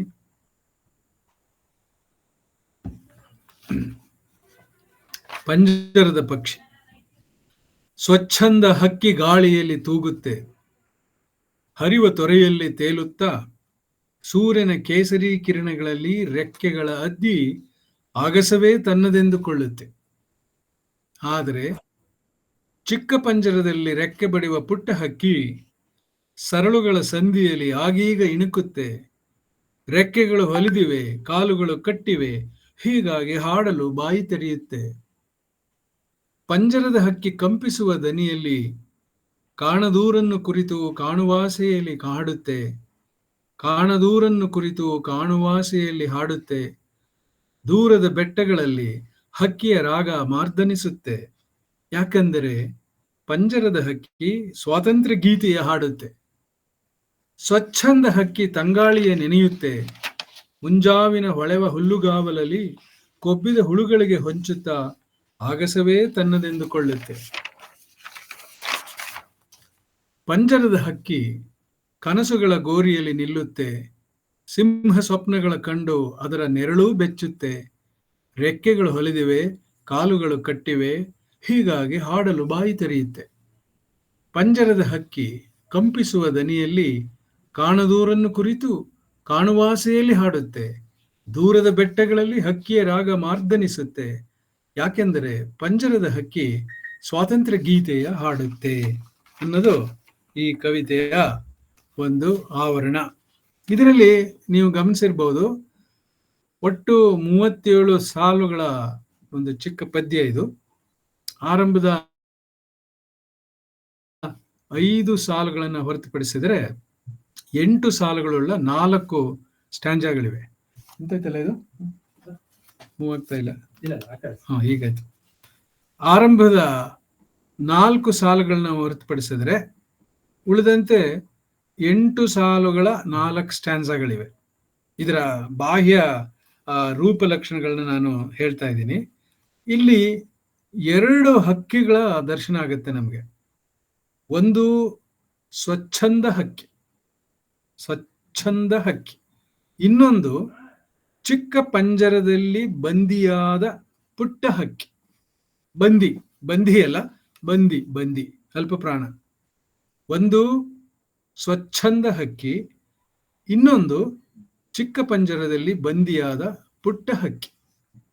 ಈ ಎರಡು ಹಕ್ಕಿಗಳಿಗೂ ಕೂಡ ಪದ್ಯದಲ್ಲಿ ಕಾಂಟ್ರಾಸ್ಟ್ ಅನ್ನು ನಾವು ಗಮನಿಸಬಹುದು. ಸ್ವಚ್ಛಂದ ಹಕ್ಕಿ ಗಾಳಿಯಲ್ಲಿ ತೂಗುತ್ತೆ, ಹರಿವ ತೊರೆಯಲ್ಲಿ ತೇಲುತ್ತೆ, ಸೂರ್ಯನ ಕೇಸರಿ ಕಿರಣಗಳಲ್ಲಿ ರೆಕ್ಕೆಗಳ ಅದ್ದಿ ಆಗಸವೇ ತನ್ನದೆಂದುಕೊಳ್ಳುತ್ತೆ.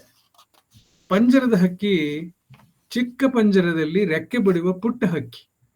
ಇದು ಕೇವಲ ಪಂಜರದಲ್ಲಿ ಬಂದಿಯಾಗಿದೆ. ಅಷ್ಟೇ ಅಲ್ಲ, ಅದರ ರೆಕ್ಕೆಗಳು ಹೊಲಿದಿವೆ, ಕಾಲುಗಳು ಕಟ್ಟಿವೆ, ಆದರೆ ಹಾಡುವ ಅದರ ತವಕ ಮಾತ್ರ ಕಡಿಮೆ ಆಗಿಲ್ಲ. ಅದು ಹಾಡಲು ತವಕಿಸ್ತಾ ಇರೋದು ಕಾಣದ ಊರನ್ನು ಕುರಿತು, ಕಾಣುವ ಆಸೆಯಿಂದ. ಅದರ ಕೂಗು ದೂರದ ಬೆಟ್ಟಗಳಲ್ಲಿ ಮಾರ್ದನಿಸುತ್ತೆ. ಯಾಕೆಂದ್ರೆ ಪಂಜರದ ಹಕ್ಕಿ ಹಾಡುತ್ತಾ ಇರೋದು ಸ್ವಾತಂತ್ರ್ಯದ ಗೀತೆಯನ್ನು. 3ನೇ ಸ್ಟ್ಯಾನ್ಜಾದ ಪಂಜರದ ಹಕ್ಕಿಯ ಬಗ್ಗೆನೇ ಇದೆ. 3ನೇ ಸ್ಟ್ಯಾನ್ಜಾ ಪೂರ್ತಿ ಪಂಜರದ ಹಕ್ಕಿ ಬಗ್ಗೆ ಇದೆ. 4ನೇ ಸ್ಟ್ಯಾನ್ಜಾ ಸ್ವಚ್ಛಂದ ಹಕ್ಕಿ ಮತ್ತು ಪಂಜರದ ಹಕ್ಕಿಗೆ ಸಮಸಮವಾಗಿ ಹಂಚಿಕೆ ಆಗಿದೆ. ಮೊದಲ 4 ಸಾಲುಗಳು ಸ್ವಚ್ಛಂದ ಹಕ್ಕಿಗೂ, ಕಡೆಯ 4 ಸಾಲುಗಳು ಪಂಜರದ ಹಕ್ಕಿಗೂ ವಿತರಣೆಯಾಗಿದೆ. ಅದನ್ನ ನೀವು ಗಮನಿಸಬಹುದು. ಈ ಸ್ವಚ್ಛಂದ ಹಕ್ಕಿಗೆ ತಂಗಾಳಿಯ ಸ್ಪರ್ಶ ಇದೆ. ಹುಲ್ಲುಗಾವಲಲ್ಲಿ ಕೊಬ್ಬಿದ ಹುಳುಗಳಿಗೆ ಅದು ಹೊಂಚುತ್ತಾ ಆಗಸವೇ ತನ್ನದೆಂದು ಕೊಳ್ಳುತ್ತೆ. ಮೊದಲನೇ ಸಾಲುಗಳಲ್ಲಿ ಸ್ವಚ್ಛಂದ ಹಕ್ಕಿ ಸೂರ್ಯನ ಕೇಸರಿ ಕಿರಣಗಳಲ್ಲಿ ರೆಕ್ಕೆಗಳ ಅದ್ದಿ ಆಗಸವೇ ತನ್ನದೆಂದುಕೊಳ್ಳುತ್ತೆ. ಪಂಜರದ ಹಕ್ಕಿಗೆ ಕನಸುಗಳೇ ಆಧಾರ. ಕನಸು ಕಾಣೋದನ್ನ ಅದು ನಿಲ್ಲಿಸುವ ಹಾಗೇನೇ ಇಲ್ಲ. ಆದರೆ ಕನಸುಗಳ ಜೊತೆಗೆ ಸಿಂಹ ಸ್ವಪ್ನಗಳು ಎದುರಾಗ್ತವೆ. ಆ ದುಸ್ವಪ್ನಗಳ ದಾಳಿಯಿಂದ ತಪ್ಪಿಸ್ಕೊಳ್ಳೋಣ ಅಂತಂದ್ರೆ ಅದು ರೆಕ್ಕೆಗಳು ಹೊಲ್ದು ಬಿಟ್ಟಿದ್ದಾರೆ, ಕಾಲು ಬಿಟ್ಟಿವೆ, ಆದರೆ ಹಾಡುವ ಒತ್ತಡ ಮಾತ್ರ ಇದ್ದೇ ಇದೆ. ಈ ಕೊನೆಯ ಸ್ಟ್ಯಾನ್ಜಾದ 3ನೇ ಸ್ಟ್ಯಾನ್ಜಾ ಸಂಪೂರ್ಣವಾಗಿ, ಕೊನೆಯ ಸ್ಟ್ಯಾನ್ಜಾ ಏನಿದೆ ಅದು 3ನೇ ಸ್ಟ್ಯಾನ್ಜಾದ ಸಂಪೂರ್ಣ ಪುನರಾವರ್ತನೆ. ಹಾಗಾದ್ರೆ ಕವನ ಬಿಂದುವಿನಿಂದ ಬಿಂದುವಿಗೆ ಮುಂದುವರಿಯುತ್ತೆ ಅಥವಾ ಸ್ಥಗಿತವಾಯಿತೆ ಅನ್ನೋ ಪ್ರಶ್ನೆ ನಮ್ಮ ಮನಸ್ಸಿನಲ್ಲಿ ಮೂಡುತ್ತೆ. ಪಂಜರದ ಹಕ್ಕಿ ತನ್ನ ಕಂಪಿಸುವ ದನಿಯಲ್ಲಿ ಕಾಣದೂರನ್ನು ಕುರಿತು ಕಾಣುವಾಸೆಯಲ್ಲಿ ಹಾಡಿದಾಗ ದೂರದ ಬೆಟ್ಟಗಳಲ್ಲಿ ಹಕ್ಕಿಯ ರಾಗ ಮಾರ್ದನಿಸುತ್ತೆ. ಯಾಕಂದ್ರೆ ಪಂಜರದ ಹಕ್ಕಿ ಹಾಡ್ತಾ ಇರೋದು ಸ್ವಾತಂತ್ರ್ಯ ಗೀತೆಯನ್ನು. ಆದರೆ ಸ್ವಾತಂತ್ರ್ಯವನ್ನ ಕಳೆದುಕೊಂಡವ್ರಿಗೆ ಮಾತ್ರ ಅದರ ಬೆಲೆ, ಮಹತ್ವ ತಿಳಿಯೋದು. ಸ್ವಚ್ಛಂದವಾಗಿರುವ ಹಕ್ಕಿಗೆ ಗಾಳಿಯಲ್ಲಿ ತೂಗುವ ಸ್ವಾತಂತ್ರ್ಯ ಇದೆ, ಹರಿವ ತೊರೆಯಲ್ಲಿ ತೇಲುವ ಸುಖವಿದೆ, ಸೂರ್ಯನ ಕೇಸರಿ ಕಿರಣಗಳಲ್ಲಿ ರೆಕ್ಕೆಗಳ ಅದ್ದಿ ಆಗಸವೇ ತನ್ನದೆಂದುಕೊಳ್ಳುವ ಅನಿರ್ಬಂಧವಿದೆ. ನಿರ್ಬಂಧ ಇಲ್ವೇ ಇಲ್ಲ, ಅನಿರ್ಬಂಧ ಸ್ಥಿತಿ ಅದು. ಇದೇ ಸಂಭ್ರಮ 4ನೇ ಸ್ಟ್ಯಾನ್ಸಾದ ಪೂರ್ವಾರ್ಧದಲ್ಲಿ ಮುಂದುವರಿಯುತ್ತೆ. 4ನೇ ಸ್ಟ್ಯಾನ್ಸಾದ ಉತ್ತರಾರ್ಧದಲ್ಲಿ ಪಂಜರದ ಹಕ್ಕಿಯ ಪರಿತಾಪ ನಮಗೆ ಗೋಚರ ಆಗುತ್ತೆ. ಅದರ ರೆಕ್ಕೆಗಳು ಹೊಲಿದಿವೆ, ಕಾಲುಗಳು ಕಟ್ಟಿವೆ, ಆದರೂ ಹಾಡಲು ಅದು ಬಾಯಿ ತೆರೆಯುತ್ತೆ. ಹಕ್ಕಿ ಹಾಡೇ ಹಾಡುತ್ತೆ. ಅದರದು ಕಂಪಿಸುವ ದನಿಯಾದರೂ ಅದರ ಬಾಯಿಯಿಂದ ಹಾಡು ಹೊರಟಿದೆ. ಆ ಹಾಡಾದರೂ ದೂರದ ಬೆಟ್ಟಗಳಲ್ಲಿ ಮಾರ್ದನಿಸುತ್ತೆ. ಅದು ಅಂಥಿಂಥ ಹಾಡಲ್ಲ, ಸ್ವಾತಂತ್ರ್ಯದ ಹಾಡು. ಹಾಗಾಗಿ ಬೆಟ್ಟ ಕಣಿವೆಗಳನ್ನು ದಾಟಿ ಖಂಡಾಂತರಗಳಲ್ಲಿ ಅದು ಮಾರ್ದನಿಸಬೇಕಾದ್ದು ಪ್ರಕೃತಿಯ ನಿಯಮ. Stone walls do not a prison make ಅಂತ ಶತಮಾನಗಳ ಹಿಂದೆ ಕವಿ ಬೈರನ್ ಹಾಡಿದ್ದನ್ನು ನಾವು ನೆನೆಯಬಹುದು. Stone walls do not a prison make. ಕಲ್ಲು ಗೋಡೆಗಳಿಂದ ಕಟ್ಟಿದ ಮಾತ್ರಕ್ಕೆ ಸೆರೆಮನಿ ಅನ್ನೋದು ಮುಕ್ತ ಚೇತನವನ್ನ ಯಾವತ್ತೂ ಕೂಡ ಬಂಧಿಸಲಾರದು. ಮುಕ್ತ ಚೇತನ ಬಂಧನಕ್ಕೆ ಅದು ಒಳಗಾಗೋದೇ ಇಲ್ಲ. ಆ ಕಲ್ಪನೆನೇ ಯುಗ ಯುಗಗಳಿಂದ ವೀರ ಹೋರಾಟಗಾರರಿಗೆ ಕೆಚ್ಚನ್ನು, ಕ್ರಾಂತಿಯ ಮನೋಭಾವವನ್ನು ನೀಡ್ತಾ ಬಂದಿದೆ. ಆ ಕ್ರಾಂತಿಯ ಮನೋಭಾವ ಆ ಕಾಂತಿಯಿಂದ ಅನುಕೂಲವನ್ನೇ ಅನವರತು ಬೆಳಗ್ತಾ ಬಂದಿದೆ. ಈ ಪಂಜರದ ಪಕ್ಷಿಯಲ್ಲಿ ಅಂಥ ಒಂದು ಶಕ್ತಿ ಇದೆ. ನೆಲ್ಸನ್ ಮಂಡೇಲಾ ಅವರು 27 ವರ್ಷಗಳ ಕಾಲ ಅಂಥ ಒಂದು ಪಂಜರದ ಪಕ್ಷಿಯಾಗಿದ್ದರು. ಆ ಸಂಗತಿ ತಮಗೆಲ್ಲ ತಿಳಿದಿದೆ. ಅವರು ಬಂಧಿಸಲ್ಪಟ್ಟಿದ್ದು ಸೆರೆಮನಿಯನ್ನು ದಾಟಿ ಖಂಡಾಂತರಗಳ ದೂರ ಕ್ರಮಿಸಿ ಅವರು ಪ್ರತಿನಿಧಿಸಿದ್ದ ಸ್ವಾತಂತ್ರ್ಯದ ಹಾಡು ಮನುಕುಲವನ್ನೇ ವ್ಯಾಪಿಸಿತು. ಇದು ಒಂದು ಉದಾಹರಣೆ ಮಾತ್ರ. ಪ್ರಪಂಚದ ಇತಿಹಾಸದಲ್ಲಿ ಇಂಥ ಎಷ್ಟೋ ಉದಾಹರಣೆಗಳನ್ನು ನಾವು ಹೆಕ್ಕಿ ತೆಗೆಯಬಹುದು. ವಿಶಾಲವಾದ ಬಹಿರಂಗ ಪ್ರಪಂಚದಲ್ಲಿ ಬೀಸುವ ಗಾಳಿ, ಹರಿಯುವ ತೊರೆ, ಸೂರ್ಯನ ಕಿರಣ, ಮೇಲೆ ಹರಡಿರುವ ಆಗಸ ಅಥವಾ ಆಕಾಶ, ಮೇಲೆ ಹರಡಿರುವ ಆಗಸ, ಹುಲ್ಲುಗಾವಲು, ಅಲ್ಲಿ ಯಥೇಚ್ಛವಾಗಿ ದೊಕ್ಕುವ ಕೊಬ್ಬಿದ ಹುಳುಗಳು, ಇದೆಲ್ಲ ಸಿಕ್ಕುತ್ತವೆ ವಿಶಾಲವಾದ ಬಹಿರಂಗ ಪ್ರಪಂಚದಲ್ಲಿ. ಇವೆಲ್ಲವನ್ನು ನಾವು ಅನಿರ್ಬಂಧಿತವಾಗಿ ಅನುಭವಿಸಿ ಸುಖ ಪಡುವ ಹಕ್ಕಿಗೆ ಸ್ವಾತಂತ್ರ್ಯದ ಬೆಲೆಯಾಗಲಿ ಮಹತ್ವವಾಗಲಿ ತಿಳಿದಿರೋದಿಲ್ಲ. ಸ್ವಾತಂತ್ರ್ಯದ ಮಹತ್ವವನ್ನು ಅರಿಯದ ಬದುಕು ಅತ್ಯಂತ ಕ್ಷುಲ್ಲಕ, ನಿಕೃಷ್ಟ ಮತ್ತು ಅರ್ಥವಿಹೀನ. ಸ್ವಾತಂತ್ರ್ಯದ ಮಹತ್ವವನ್ನು ಅರಿಯದ ಬದುಕು ಕ್ಷುಲ್ಲಕವಾದ್ದು, ನಿಕೃಷ್ಟವಾದದ್ದು ಮತ್ತು ಅರ್ಥವಿಹೀನವಾದದ್ದು. ಪಂಜರದ ಹಕ್ಕಿ ಬಂದಿಯಾದರೂ ಸ್ವಾತಂತ್ರ್ಯ ಗೀತೆಯನ್ನು ಅದು ಹಾಡುತ್ತೆ. ಖಂಡಾಂತರದ ಜನರಿಗೆ ಅದರ ಮಹತ್ವವನ್ನು ತಿಳಿಸುತ್ತೆ. ವಿಮರ್ಶಕರ ಅಥವಾ ಓದುಗರ ಸಾಮರ್ಥ್ಯದ ಬಗ್ಗೆ ಮಾತಾಡ್ತಾ ಐ.ಎ. ರಿಚರ್ಡ್ಸ್ ಪ್ರಸ್ತಾಪಿಸಿದ ಒಂದು ಸಂಗತಿಯನ್ನು ನಿಮ್ಮ ನೆನಪಿಗೆ ನಾನು ತರಬೇಕು. ಅದೇನಂತಂದ್ರೆ, ಓದುಗ ಮತ್ತು ವಿಮರ್ಶಕರ ಸಾಮರ್ಥ್ಯವನ್ನು ಕುರಿತು ಹೇಳಿದಂಥ ಮಾತಿದು. One spiritual or imaginative capacity to flow into the interior landscape of the poet's psyche. ಅದರಿಂದ ನಿರೀಕ್ಷೆಯಂತೆ ಅನಿರೀಕ್ಷೆಯಂತೆ ಯಾವುದನ್ನ ಐ.ಎ. ರಿಚರ್ಡ್ಸ್ ಅವರು ನಿರೀಕ್ಷೆ ಇಟ್ಕೊಂಡಿದ್ದಾರೋ ಓದುಗರು ಮತ್ತು ವಿಮರ್ಶಕರ ಸಾಮರ್ಥ್ಯದ ಬಗ್ಗೆ, one's spiritual or imaginative capacity to flow into the interior landscape of the poet psyche. ಕವಿಯ ಆಂತರಿಕ ಪ್ರವೇಶವನ್ನು ಪಡೆದು ನೋಡೋದಾದ್ರೆ ಅಲ್ಲಿ ನಮಗೆ ಕಾಣೋದು ಈ ಕವಿತೆಯಲ್ಲಿ ಸ್ವಾತಂತ್ರ್ಯ ಅನ್ನುವ ಬೆಲೆಬಾಳುವ ದ್ರವ್ಯ, ಪರಾತ್ಪರ ವಸ್ತು. ಹಾಗಾಗಿ ಈ ಪಂಜರದ ಪಕ್ಷಿಯ ಆಸೆ, ಆಕಾಂಕ್ಷೆ, ಸಂಕಲ್ಪ ಅವೆಲ್ಲ ಬಹಳ ಮೌಲ್ಯಯುತವಾಗಿ ನಮಗೆ ಕಾಣ್ತವೆ. ಮಾಯಾ ಏಂಜಲೋ ಆಫ್ರಿಕನ್, ಇದರ ಹೊರತಾಗಿ ಇದಿಷ್ಟು ನನಗನ್ಸಿದ್ದು ಕವಿತೆಯ ಬಗ್ಗೆ. ಇದರ ಹೊರತಾಗಿ ನೀವೆಲ್ಲ ಈಗಾಗಲೇ ಯೋಚನೆ ಮಾಡಿರ್ಬೋದು. ಅದನ್ನ ಕೊನೆಯಲ್ಲಿ ನಾವು ಅಭಿಪ್ರಾಯ ವಿನಿಮಯ ಮಾಡ್ಕೊಳ್ಳೋಣ.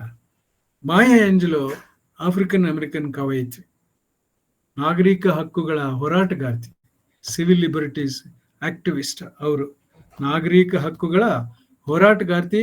1928ರಿಂದ 2014ರವರೆಗೆ ಅವರು ಬದುಕಿದ್ರು. 86 ವರ್ಷಗಳ ದೀರ್ಘ ಬದುಕು ಅದು. 9 ದಶಕಗಳ ದೀರ್ಘ ಬದುಕು. ಅವರು 7 ಆತ್ಮಕಥೆಗಳನ್ನು ಬರೆದಿದ್ದಾರೆ. ಇದೊಂದು ಅತ್ಯಂತ ವಿಶಿಷ್ಟವಾದಂಥ ಸಂಗತಿ.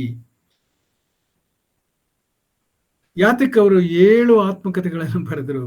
1, 2, 3, 4 ತಮ್ಮ ಬದುಕಿನ ಬೇರೆ ಬೇರೆ ಘಟ್ಟಗಳಲ್ಲಿ ಅವ್ರಿಗೆ ಏನ್ ಅನಿಸ್ತು ಆ ಆತ್ಮಕಥೆಯನ್ನು ಕುರಿತು ಅವರು 7 ಆತ್ಮಕಥೆಗಳನ್ನ ಬರೆದಿದ್ದಾರೆ. ಇದು ನಾವು ಗಮನಿಸಬೇಕಾದಂತ ವಿಷಯ.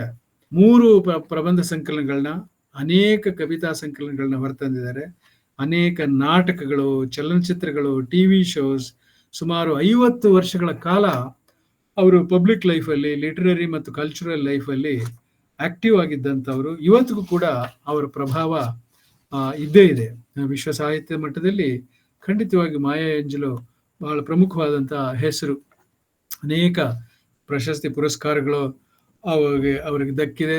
ಗಮನಿಸಬೇಕಾದ ಸಂಗತಿ ಅಂತ ಹೇಳಿದ್ರೆ 50ಕ್ಕೂ ಹೆಚ್ಚು ವಿಶ್ವವಿದ್ಯಾಲಯಗಳು ಅವರಿಗೆ ಗೌರವ ಡಾಕ್ಟರೇಟ್ ಅನ್ನ ಕೊಟ್ಟಿವೆ.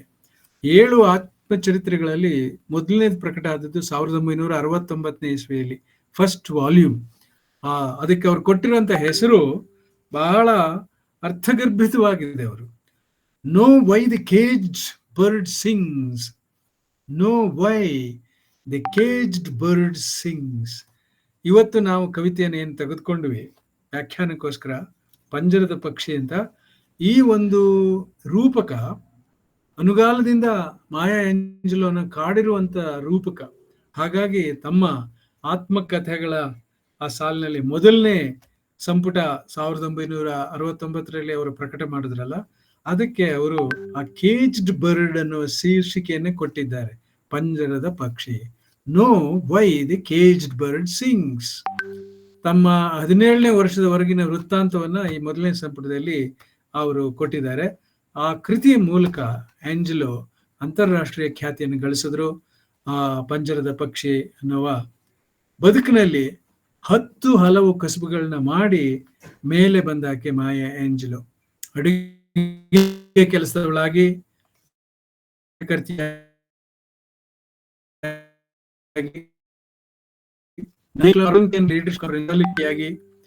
ಆಫ್ರಿಕಾ ನಿರ್ವಹಣಾ ಚಳುವಳಿ, ಈಜಿಪ್ಟ್ ಮತ್ತು ಘಾನಾ ದೇಶಗಳ ಕರೆಸ್ಪಾಂಡೆಂಟ್ ಆಗಿ ಮಾತ್ರವಲ್ಲದೆ ಆಕೆ ಒಬ್ಬ ನಟಿ, ಲೇಖಕಿ ಮತ್ತು ನಿರ್ದೇಶಕಿ. ಇಷ್ಟು ಪಾತ್ರಗಳನ್ನು ಅಭಿನಯಿಸಿದಂತ ಅತ್ಯಂತ ಪ್ರತಿಭಾವಂತ ವ್ಯಕ್ತಿ ಅವರು. ಸಿವಿಲ್ ರೈಟ್ಸ್ ಮೂವ್ಮೆಂಟ್ ನಲ್ಲಿ ಮಾರ್ಟಿನ್ ಲೂಥರ್ ಕಿಂಗ್ ಅವರ ಹೆಸರನ್ನ ತಾವೆಲ್ಲ ಕೇಳಿದ್ದೀರಿ. ಮಾರ್ಟಿನ್ ಲೂಥರ್ ಕಿಂಗ್ ಜೂನಿಯರ್ ಅಂತ ಬಹಳ ಸಿವಿಲ್ ಲಿಬರ್ಟೀಸ್ ಅಮೆರಿಕದಲ್ಲಿ ಕಪ್ಪು ಜನರ ನಾಗರಿಕ ಹಕ್ಕುಗಳಾಗಿ ಹೋರಾಟ ಮಾಡಿದಂತ ಧೀಮಂತ ವ್ಯಕ್ತಿ. ಅವರು ಭಾರತಕ್ಕೂ ಕೂಡ ಬಂದಿದ್ರು ಆ ಕಾಲದಲ್ಲಿ. ಆಮೇಲೆ ಮ್ಯಾಲ್ಕಮ್ ಎಕ್ಸ್ ಅಂತ ಅದೇ ತರ ಒಬ್ಬ ಹೋರಾಟಗಾರ, ಅವರ ಸಹೋದ್ಯೋಗಿಯಾಗಿ ಮಾಯಾ ಏಂಜಲೋ ಸಿವಿಲ್ ರೈಟ್ಸ್ಗೋಸ್ಕರ ಹೋರಾಟ ಮಾಡಿದ ವ್ಯಕ್ತಿ. 1990ರ ದಶಕದಿಂದ ಆರಂಭಿಸಿ ಸುಮಾರು 20 ವರ್ಷಗಳ ಕಾಲ ನಿರಂತರವಾಗಿ ವರ್ಷಕ್ಕೆ 80 ಕಡೆ ಉಪನ್ಯಾಸವನ್ನು ನೀಡ್ತಾ ಇದ್ರು ಅವರು. ಕಲ್ಪನೆ ಮಾಡ್ಕೊಳ್ಳಿ ಅವರ ಶಕ್ತಿ, ಅವರ ಬದ್ಧತೆ ಮತ್ತು ಕಪ್ಪು ಜನರ ಬಿಡುಗಡೆಗಾಗಿ ಅವರು ತುಡಿತಾ ಇದ್ದಂತ ರೀತಿ, ಅದಷ್ಟು ನಮಗೆ ವೇದ್ಯವಾಗುತ್ತೆ. ಸತತವಾಗಿ ಸುಮಾರು 20 ವರ್ಷಗಳ ಕಾಲ 1990ನೇ ಇಸ್ವಿಯಿಂದ ವರ್ಷಕ್ಕೆ 80 ಕಡೆ ಕನಿಷ್ಠ ಪಕ್ಷ ಅವರು ಉಪನ್ಯಾಸಗಳನ್ನ ನೀಡ್ತಾ ಇದ್ರು. 1993ರಲ್ಲಿ ಬಿಲ್ ಕ್ಲಿಂಟನ್ ಅಮೆರಿಕದ ಅಧ್ಯಕ್ಷರಾಗಿ ಪದವಿಯನ್ನು ಸ್ವೀಕಾರ ಮಾಡುವಂತ ಸಂದರ್ಭದಲ್ಲಿ ಒಂದು ಆ ಇನಾಗ್ರೇಷನ್ ಸಮಾರಂಭ, ಉದ್ಘಾಟನಾ ಸಮಾರಂಭದಲ್ಲಿ ಅವರು Maya Angelou on the pulse of morning ಅನ್ನುವ ಸ್ವರಚಿತ ಕವನವನ್ನ ವಾಚನ ಮಾಡಿದ್ರು. ಇದು ವಿಶಿಷ್ಟವಾದಂತ ಒಂದು ಗೌರವ ಅಂತ ಹೇಳ್ಬಹುದು. 1961ರಲ್ಲಿ ಜಾನ್ ಎಫ್ ಕೆನಡಿ ಅವರು ಅಮೆರಿಕದ ಅಧ್ಯಕ್ಷರಾಗಿ ಪದಗ್ರಹಣ ಮಾಡುವಂತಹ ಸಂದರ್ಭದಲ್ಲಿ ಖ್ಯಾತ ಕವಿ ರಾಬರ್ಟ್ ಫ್ರಾಸ್ಟ್ ಅವರು ತಮ್ಮ ಕವನವನ್ನ ವಾಚಿಸಿದ್ರು. ಇವರು ಮತ್ತೆ ಕ್ಲಿಂಟನ್ ಅಧ್ಯಕ್ಷರಾದಾಗ ಮಾಯಾ ಏಂಜಲೋಗೆ ಆ ಒಂದು ಪ್ರಶಸ್ತಿ ಪ್ರಾಪ್ತವಾಯಿತು. ಆ ಪ್ರಚಾರವನ್ನ ಪಡ್ಕೊತ್ತು, on the pulse of morning ಅಂತ. ಆಮೇಲೆ ಅದಕ್ಕೆ ಬೇರೆ ಬೇರೆ ಗ್ರಾಮಿ ಅವಾರ್ಡ್ಗಳು ಕೂಡ ಸಿಕ್ಕದು. She has been respected as a spokesperson of black people and black women, and her works have been considered a defense of black culture. ಕಪ್ಪು ಸಂಸ್ಕೃತಿ ಅಂತ ಏನು ಜಗತ್ತಿನಾದ್ಯಂತ ಇವತ್ತು ಪ್ರಸಿದ್ಧವಾಗಿದೆ, ಬ್ಲಾಕ್ ಕಲ್ಚರ್. ಒಂದು ಕಾಲದಲ್ಲಿ ಬಹಳ ನಿಕೃಷ್ಟವಾಗಿ ನೀಗ್ರೋಗಳು ಅಂತ ಹೇಳಿ ಅವರನ್ನ ಒತ್ತಡಿಸಿ ಒಂದ್ ಕಡೆ ಮೂಲೆ ಗುಂಪು ಮಾಡ್ತಾ ಇದ್ರು. ಗುಲಾಮರಾಗಿ ಅವರು ಅನೇಕ ಶತಮಾನಗಳ ಕಾಲ ಅಮೆರಿಕದಲ್ಲಿ ದುಡಿದ್ರು ಮತ್ತು ಯುರೋಪ್ನಲ್ಲಿ ಬೇರೆ ಬೇರೆ ಕಡೆ ಗುಲಾಮರಾಗಿ ದುಡಿದ್ರು. ಅದರ 20ನೇ ಶತಮಾನದ ಮಧ್ಯಭಾಗದಲ್ಲಿ ಆ ಸಿವಿಲ್ ರೈಟ್ಸ್ ಮೂವ್ಮೆಂಟ್ ಏನ್ ನಡೀತು ಅಮೆರಿಕದಲ್ಲಿ, ಅದರ ಪರಿಣಾಮವಾಗಿ ಮ್ಯಾಲ್ಕಮ್ ಎಕ್ಸ್ ಮತ್ತು ಮುಖ್ಯವಾಗಿ ಮಾರ್ಟಿನ್ ಲೂಥರ್ ಕಿಂಗ್ ಜೂನಿಯರ್, ಆತ ಮಹಾನ್ ಪ್ರತಿಭಾವಂತ ಮತ್ತೆ ವಾಗ್ಮಿ ಮತ್ತು ತ್ಯಾಗಮಯಿ, ತಾವು ನಂಬಿದ ತತ್ವಗಳಿಗೋಸ್ಕರ ಮಹಾತ್ಮ ಗಾಂಧಿಯವರು ಏರ್ಪಟ್ಟಂತ ಒಬ್ಬ ವ್ಯಕ್ತಿ, ಅವರು ಹತ್ಯೆ ಆದ್ರು, ರಾಜಕೀಯವಾಗಿ ಹತ್ಯೆ ಆಗ್ಬಿಟ್ರು, ಅಸಾಸಿನೇಟ್ ಆಗಿದ್ರು. ಆಗ ಬಂದು ಭಾರತದಲ್ಲಿ ಮಹಾತ್ಮ ಗಾಂಧಿ ಅವರ ಬಗ್ಗೆ ಬಹಳ ಗೌರವವನ್ನು ತಾಳದಂತ ವ್ಯಕ್ತಿ. ಗಾಂಧಿನೇ ನನಗೆ ಸ್ಫೂರ್ತಿಯ ಸೆಲೆ ಅಂತ ಅವ್ರ ಮೇಲೆ ಹೇಳ್ತಾ ಇದ್ರು. ಆ ಮಾಯಾ ಏಂಜಲೋ ಒಂದು ಕಪ್ಪು ವನಿತೆಯರ, ಕಪ್ಪು ಮಹಿಳೆಯರ, ಕಪ್ಪು ಜನರ ಒಟ್ಟಾರೆಯಾಗಿ ಬಿಡುಗಡೆಯ ಸಂಕೇತವಾಗಿ ಅವರು ಕೆಲಸ ಮಾಡಿದ್ದಾರೆ. ಒಂದು ಡಿಫೆನ್ಸ್ ಆಫ್ ಬ್ಲಾಕ್ ಕಲ್ಚರ್, ಅದಕ್ಕೂ ಕೂಡ ಅಹರ್ನಿಶಿ ಅವರು ದುಡಿದಿದ್ದಾರೆ. Her works are widely used in schools and universities worldwide, although attempts have been made to ban her books from some US libraries. ಅದು ಕೂಡ ನಡೆದಿದೆ. ಕೆಲವು ಅಮೆರಿಕದ ಲೈಬ್ರರಿಗಳಲ್ಲಿ ನಿಷೇಧ ಮಾಡದ್ದು ಇದೆ. ಆದ್ರೂ ಕೂಡ ಜಗತ್ತಿನಾದ್ಯಂತ ಶಾಲಾ ಕಾಲೇಜುಗಳಲ್ಲಿ, ವಿಶ್ವವಿದ್ಯಾನಿಲಯಗಳಲ್ಲಿ ಆಕೆಯ ಕವಿತೆಗಳು, ಬರಹ ಪಠ್ಯಪುಸ್ತಕವಾಗಿ ರಾರಾಜಿಸ್ತಾ ಇವೆ. She was called the black woman's poet laureate ಅಂತ ಕೂಡ ಕರೆದ್ರು. Her poems have been called the anthems of African Americans. African ಅಮೆರಿಕನ್ಸರ ಪಾಲಿಗೆ ಅವಳ ಕವಿತೆಗಳು ಒಂದು ಆಂಥೆಮ್, ಗೀತೆಗಳಿದ್ದಂಗೆ ಅಂತ. Liberating discourse that would evolve in our own poetic cannon.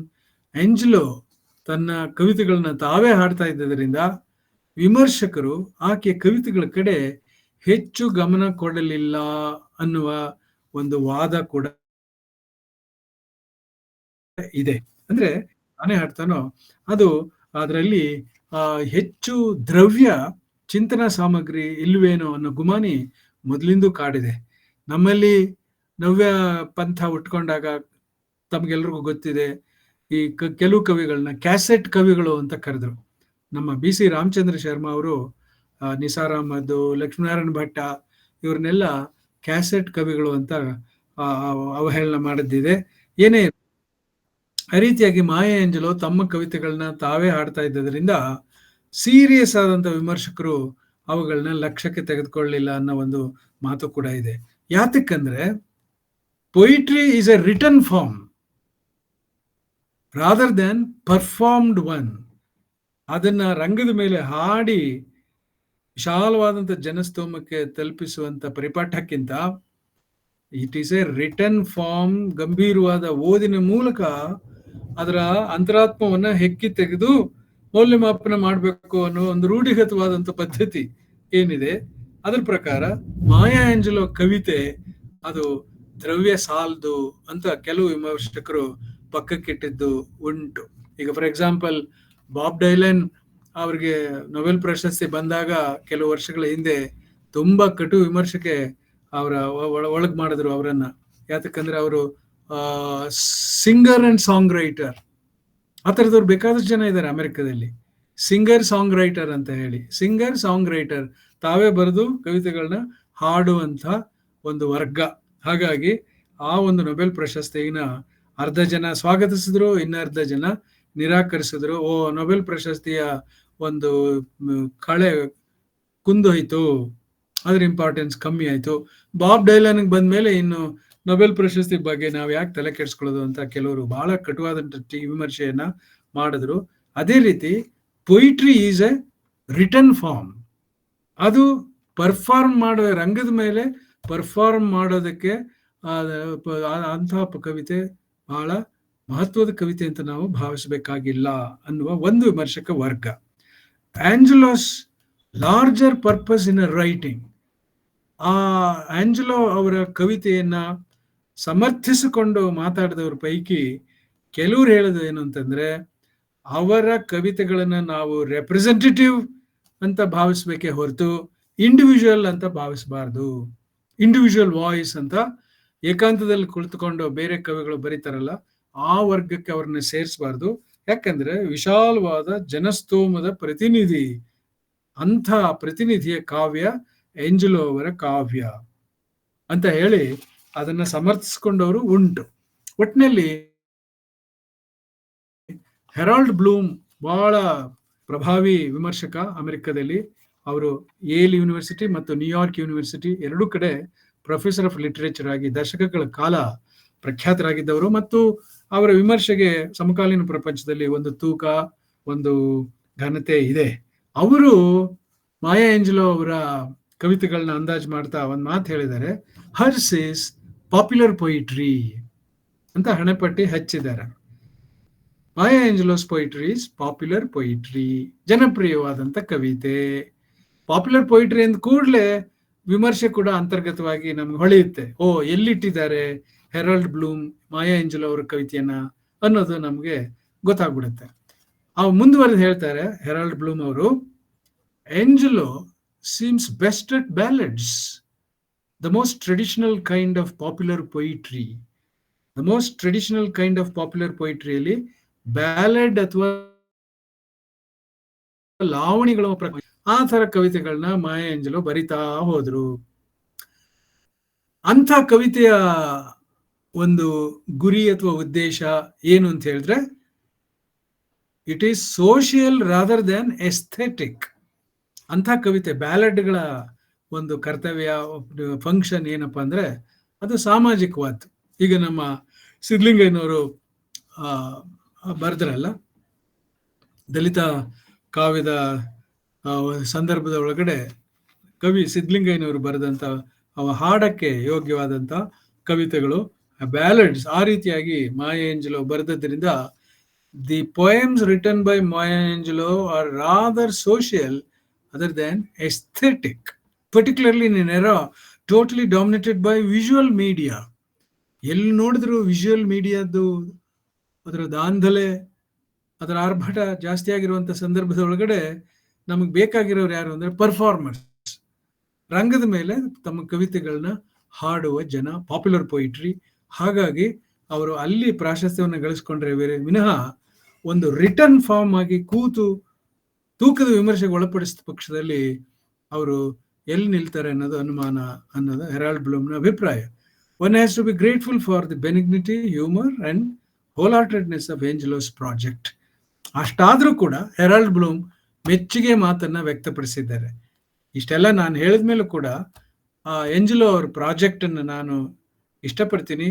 ಯಾಕಂದ್ರೆ ಆಕೆಯ ಆಟೋಬಯೋಗ್ರಫಿಕಲ್ ಪ್ರೋಸ್ ಇದೆಯಲ್ಲ, ಆಟೋಬಯೋಗ್ರಫಿಕಲ್ ಪ್ರೋಸ್ 7 ಸಂಪುಟಗಳಲ್ಲಿ ತಮ್ಮ ಆತ್ಮಚರಿತ್ರೆಯನ್ನು ಬರೆದರು ಅಂತ ನಾನು ಹೇಳಿದ್ನಲ್ಲ ಮಾಯಾ ಏಂಜಲೋ, ಅದನ್ನ ಹೆರಾಲ್ಡ್ ಬ್ಲೂಮ್ ಅವರು ವಿಶೇಷವಾಗಿ ಗಮನಿಸಿ ಆಕೆಯ ಕಾಂಟ್ರಿಬ್ಯೂಷನ್ ಇರೋದು ಆಟೋಬಯೋಗ್ರಫಿಕಲ್ ಪ್ರೋಸ್ ಅಲ್ಲಿ. ಅಂಥ ಒಂದು ವಿಶಿಷ್ಟವಾದ ಗದ್ಯವನ್ನ ಅವರು ರೂಪಿಸಿಕೊಂಡರು. ಆತ್ಮಚರಿತ್ರೆಯ ಗದ್ಯ ಅದು, ಬೇರೆ ಲೇಖಕರಲ್ಲಿ ಕಂಡು ಬಾರದ ವಿಶಿಷ್ಟವಾದ ಗದ್ಯ ಪ್ರಕಾರ ಆಟೋಬಯೋಗ್ರಫಿಕಲ್ ಪ್ರೋಸ್. ಅದು ಆಕೆಯ ಸಾಧನೆಯ ಒಂದು ಸಾಂದ್ರ ಅಂತ ಹೇಳ್ಬೋದು ಅಂತ ಹೆರಾಲ್ಡ್ ಬ್ಲೂಮ್ ತಮ್ಮ ಶರವನ್ನು ಬರೆದಿದ್ದಾರೆ. On the pulse of morning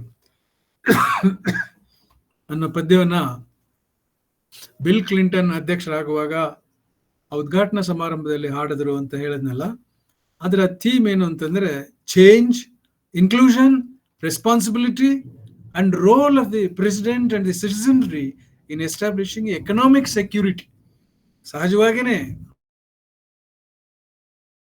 Maya Angelo ಕಪ್ಪು ಕವಯಿತ್ರಿ ಆಗಿರೋದ್ರಿಂದ, ಕಪ್ಪು ಜನರ ಪ್ರತಿನಿಧಿಯಾಗಿ ಅವರು ಹೊರಹೊಮ್ಮಿದ್ದರಿಂದ, ಅವರ ಬಿಡುಗಡೆಗಾಗಿ ಅವರು ನಾಗರಿಕ ಹಕ್ಕುಗಳ ಹೋರಾಟವನ್ನು ಮಾಡಿದ್ದರಿಂದ ಈ ಪದ್ಯದಲ್ಲಿ on the pulse of morning ಅನ್ನುವ ಪದ್ಯದಲ್ಲಿ change, inclusion, responsibility and role of the president ಏನು, ಪ್ರಜೆಗಳ ಕರ್ತವ್ಯ ಏನು, ರಾಷ್ಟ್ರಾಧ್ಯಕ್ಷರ ಕರ್ತವ್ಯ ಏನು ಅನ್ನೋದನ್ನ ಹಾಡಲ್ಲಿ ಅವರು ನಮೂದಿಸಿದ್ದಾರೆ. ಏನು ಅಂದ್ರೆ ಎಸ್ಟಾಬ್ಲಿಷಿಂಗ್ ಎಕನಾಮಿಕ್ ಸೆಕ್ಯೂರಿಟಿ. ಇವತ್ತೇನು ನಮ್ಮ ಸಮಾಜದಲ್ಲಿ ನಡೀತಾ ಇದೆ, ಜಾತಿ ಜನಗಣತಿ ಅಂತಕ್ಕಂಥದ್ದು ಮತ್ತು ಈ ಅನ್ನಭಾಗ್ಯ, ಆ ಭಾಗ್ಯ, ಈ ಭಾಗ್ಯ ಅಂತ ಹೇಳಿ ಭಾಗ್ಯಗಳನ್ನ ಸರ್ಕಾರ ಕಲ್ಪಿಸ್ತಕ್ಕಂಥದ್ದು, ಫ್ರೀ ಬೀಸ್ ಅಂತ ವಿರೋಧ ಪಕ್ಷದವರು ಅದನ್ನ ಕರೀತಾರೆ. ಇವರು ಎಕನಾಮಿಕ್ ಸೆಕ್ಯೂರಿಟಿ ಅಂತ ಆಳುವ ಪಕ್ಷದವರು ಅದನ್ನ ಸಮರ್ಥಿಸ್ಕೊಳ್ತಾರೆ. ಈ ತರದ್ದು ಜಗತ್ತಿನಾದ್ಯಂತ ನಡೀತಾ ಇರುತ್ತೆ. ಅದರಲ್ಲೂ ಅಮೆರಿಕನ್ ಪ್ರಪಂಚದಲ್ಲಿ ಆ ನೀಗ್ರೋ ಜನಾಂಗ, ಬ್ಲ್ಯಾಕ್ ಪೀಪಲ್ ಅಷ್ಟು ಅವರು ಪ್ರಮಾಣದಲ್ಲಿ ಕಷ್ಟ ನಿಷ್ಠುರಗಳನ್ನು ಅನುಭವಿಸಿ ಶತಶತಮಾನಗಳ ಕಾಲ ಈಗ 20ನೇ ಶತಮಾನದಲ್ಲಿ ಅವರು ಬಿಡುಗಡೆಯನ್ನ ಪಡೆದಿರೋದು. ಮತ್ತು ಅಲ್ಲಿ ದಕ್ಷಿಣ ಆಫ್ರಿಕಾದಲ್ಲಿ ನೆಲ್ಸನ್ ಮಂಡೇಲಾ ಅವರು ಸೂರ್ಯನ ಉಪಾಧಿಯಲ್ಲಿ ಉದಯವಾದದ್ದು, ಇವೆಲ್ಲ ಇತಿಹಾಸದ ಒಂದು ಭಾಗ. ಸಾಮಾನ್ಯ ನಮ್ಮ ಸಮಕಾಲೀನ ಇತಿಹಾಸದ ಒಂದು ಅಚ್ಚಳಿಯದ ಅಧ್ಯಾಯಗಳು ಅಂತ ಹೇಳ್ಬೋದು. ಹಾಗೆ ಈ ಪದ್ಯದಲ್ಲಿ on the pulse of morning ಅವರು ಬದಲಾವಣೆ, ಒಳಗೊಳ್ಳುವಿಕೆ, ಜವಾಬ್ದಾರಿ ಮತ್ತು ರಾಷ್ಟ್ರಾಧ್ಯಕ್ಷರು ಮತ್ತು ಪ್ರಜೆಗಳು ಅವರು ಎಕನಾಮಿಕ್ ಸೆಕ್ಯೂರಿಟಿನ ಇಬ್ರು ಕೂಡಿ ಎಸ್ಟಾಬ್ಲಿಷ್ ಮಾಡಬೇಕು ಅಂತ ಹೇಳಿ ಆ ಪದ್ಯದ ಸಾರಾಂಶ. ಏಂಜಲೋಸ್ ultimate greatness will be attributed to the poem and that Angelo's theatrical performance of it till she learned as an actor and speaker. ಇದನ್ನ ಕಡೆಗಣಿಸುವಂತೆ ಇಲ್ಲ. ಅವರು ಒಬ್ಬ ನಟಿಯಾಗಿ, ಕಲಾವಿದೆಯಾಗಿ ಮತ್ತು ಸಿವಿಲ್ ರೈಟ್ಸ್ ಮೂವ್ಮೆಂಟ್ ಅಲ್ಲಿ ಬಹಿರಂಗವಾಗಿ ಸಭೆಗಳನ್ನು ಉದ್ದೇಶಿಸಿ ಅವರು ಮಾತಾಡ್ತಾ ಇದ್ರಲ್ಲ, ಒಬ್ಬ ಸ್ಪೀಕರ್ ಆಗಿ, ಭಾಷಣಕಾರರಾಗಿ, ಅದೆಲ್ಲವೂ ಕೂಡ ಅವರ ಕವಿತೆ ಮೇಲೆ ಪ್ರಭಾವ ಬೀರಿದೆ. ಆದ್ರಿಂದ ರಿಟರ್ನ್ ಫಾರ್ಮ್ ನಿಜ ಕವಿತೆ ಅನ್ನೋದು, ಆದರೆ ಅದಕ್ಕೊಂದು ಸೋಷಿಯಲ್ ರೆಸ್ಪಾನ್ಸಿಬಿಲಿಟಿ ಇರೋದ್ರಿಂದ ಹೆರಾಲ್ಡ್ ಬ್ಲೂಮ್ ಹೇಳೋ ತರ ಬ್ಯಾಲೆಡ್ ಫಾರ್ಮ್ ಅಲ್ಲೇ ಅವ್ರು ಬರೀಲಿ, ಪಾಪ್ಯುಲರ್ ಪೊಯಿಟ್ರಿ ಅಂತಲೇ ಅದಕ್ಕೆ ಹಣೆಪಟ್ಟಿ ಹಚ್ಚಿರ್ಲಿ, ಆದ್ರೆ ಆ ಕವಿತೆಯ ರೆಲೆವೆನ್ಸ್ ಅನ್ನ, ಔಚಿತ್ಯವನ್ನು ನಾವು ಕಡೆಗಣಿಸೋಕೆ ಸಾಧ್ಯವಿಲ್ಲ. ಒಟ್ಟಿನಲ್ಲಿ ಒಂದು ಪರಂಪರೆ ಏನಿತ್ತು ಅಮೆರಿಕದಲ್ಲಿ, ಆಫ್ರಿಕನ್ ಅಮೆರಿಕನ್ಸ್ ಹೋರಾಟಗಾರರು, ಫಾರ್ ಎಕ್ಸಾಂಪಲ್ ಫ್ರೆಡರಿಕ್ ಡಗ್ಲಾಸ್ ಅಂತ ಒಬ್ರು ಬರ್ತಾರೆ. ಮಾರ್ಟಿನ್ ಲೂಥರ್ ಕಿಂಗ್ ಜೂನಿಯರ್ ಅವ್ರ ಹೆಸರನ್ನ ಅನೇಕ ಸಾರಿ ನಾನು ಪ್ರಸ್ತಾಪ ಮಾಡಿದ್ದೀನಿ. ಅದೇ ತರ ಮ್ಯಾಲ್ಕಮ್ ಎಕ್ಸ್ ಅನ್ನುವ ಇನ್ನೊಬ್ಬ ಹೋರಾಟಗಾರ. ಈ ಒಂದು ಪರಂಪರೆ ಒಳಗಡೆ ಮಾಯಾ ಏಂಜಲೋ ಅವರನ್ನು ನಾವು ಸೇರಿಸಬೇಕಾಗತ್ತೆ. ಹಾಗಾಗಿ ಸಾಧ್ಯವಿದ್ರೆ on the pulse of morning ಅನ್ನುವ ಆ ಕವಿತೆಯನ್ನ ತಾವು ಓದಿ, ಪಕ್ಷಿ ಕವಿತೆ ರೀತಿಯಲ್ಲಿ ವ್ಯಾಖ್ಯಾನ ಮಾಡಿದೆ. ಈಗಾಗಲೇ ಕವಿತೆ ಲಭ್ಯ ಇದ್ದದ್ದರಿಂದ ಖಂಡಿತವಾಗಿಯೂ ತಾವು ಓದಿರ್ತೀರಾ ಮತ್ತು ಅದರ ವ್ಯಾಖ್ಯಾನಕ್ಕೆ ಮನಸ್ಸನ್ನ ಕೊಟ್ಟಿರ್ತೀರಾ. ನಾನು ಈ ನನ್ನ ಮಾತನ್ನ ಮುಗಿಸೋದಕ್ಕೂ ಮೊದಲು, ದಶಕಗಳ ಹಿಂದೆ ನಮ್ಮ ಹೈಸ್ಕೂಲ್ನಲ್ಲಿ ಅಂತ ಕಾಣಿಸುತ್ತೆ, ನಾನು ಓದಿದಂತ ಪಂಜರದ ಪಕ್ಷಿ ಎನ್ನುವ ನಮ್ಮ ಕವಿ ಸಿದ್ದಣ್ಣ ಮಸಳೆ ಎನ್ನುವರು ರಚನೆ ಮಾಡಿರುವಂತ ಒಂದು ಕವಿತೆಯನ್ನು ಓದ್ಬಿಟ್ಟು ನಾನು ನಿಮ್ಮ ಕ್ವಶನ್ ಅಂಡ್ ಆನ್ಸರ್ಗೆ ವ್ಯವಧಾನವನ್ನು ಮಾಡ್ಕೊಡ್ತೀನಿ. ನಮಗೆ ಅದು ಹೈಸ್ಕೂಲ್ನಲ್ಲಿ ಟೆಕ್ಸ್ಟ್ ಆಗಿತ್ತು. ಇದು ಅಷ್ಟು ಹಳೇದು ಪದ್ಯ ಇದು, ಆದರೆ ಚಿರಪರಿಚಿತವಾದಂಥ ಪದ್ಯ. ಪಂಜರದ ಪಕ್ಷಿ, ಸಿದ್ದಣ್ಣ ಮಸಳಿ ಎನ್ನುವರು ಬರೆದಿರುವಂಥ ಪದ್ಯ. ನಾನು ಪಂಜರದ ಪಕ್ಷಿ, ಇನ್ನು ನನಗಾರು ಗತಿ, ಕೇಳ ಬಯಸುವೆ ಏನು ನನ್ನ ಕಥೆಯ, ಯಾರ ಸಂತೋಷಕ್ಕೆ ಹಿಡಿದು ತಂದರು ನನ್ನ ಅರಿಯ ಬಲೆಯ ನನ್ನ ಒಡಲ ವ್ಯಥೆಯ. ಇದು ಪಲ್ಲವಿ. ನಾನು ಪಂಜರದ ಪಕ್ಷಿ, ಇನ್ನು ನನಗಾರು ಗತಿ, ಕೇಳ ಬಯಸುವೆ ಏನು ನನ್ನ ಕಥೆಯ, ಯಾರ ಸಂತೋಷಕ್ಕೆ ಹಿಡಿದು ತಂದರು ನನ್ನ ಅರಿಯ ಬಲ್ಲೆಯ ನನ್ನ ಒಡಲ ವ್ಯಥೆಯ. ಬಹುದೂರ ಯಾವುದೋ ಪರ್ವತದ ಓರೆಯಲ್ಲಿ, ಮರದ ಕಿರಿ ಹೊದರಿನಲ್ಲಿ ಜನಿಸಿ ಬಂದೆ, ಆ ತಂದೆ ತಾಯಿಯರು ನನ್ನಣ್ಣ ತಂಗಿಯರು, ಅವರ ಜೊತೆಯಲ್ಲಿ ನಾನು ನಲಿಯುತ್ತಿದ್ದೆ. ಅಲ್ಲಿ ಬನ ಬನದಲ್ಲಿ, ಕಾಡ ಗಿಡ ಗಿಡದಲ್ಲಿ, ಕೊಂಬೆ ಕೊಂಬೆಗೂ ಹೂ ಸಾವಿರಾರು, ಬನದ ಹಣ್ಣಿನ ರುಚಿಯ ಬರಿ ನೆನೆದರೇನುಂಟು, ಮರಳಿ ದೊರೆಯಲು ಬಹುದೇ ತೌರಿನವರು.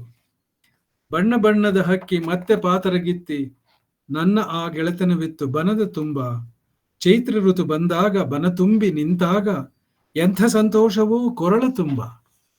ಗಿರಿಶಿಖರ ಝರಿ ನೀರು ಸ್ವಚ್ಛಂದ ಆಕಾಶ, ಇನ್ನೊಮ್ಮೆ ಅಂಥ ಸುಖ ಪಡೆವೆನೇನು, ಯಾರ ಪ್ರೀತಿಯ ನಂಬಿ ಜೀವ ಹಿಡಿಯಲಿ ನಾನು, ಅರ್ಥವಿಲ್ಲದ ಹಾಡ ಹಾಡಲೇನು.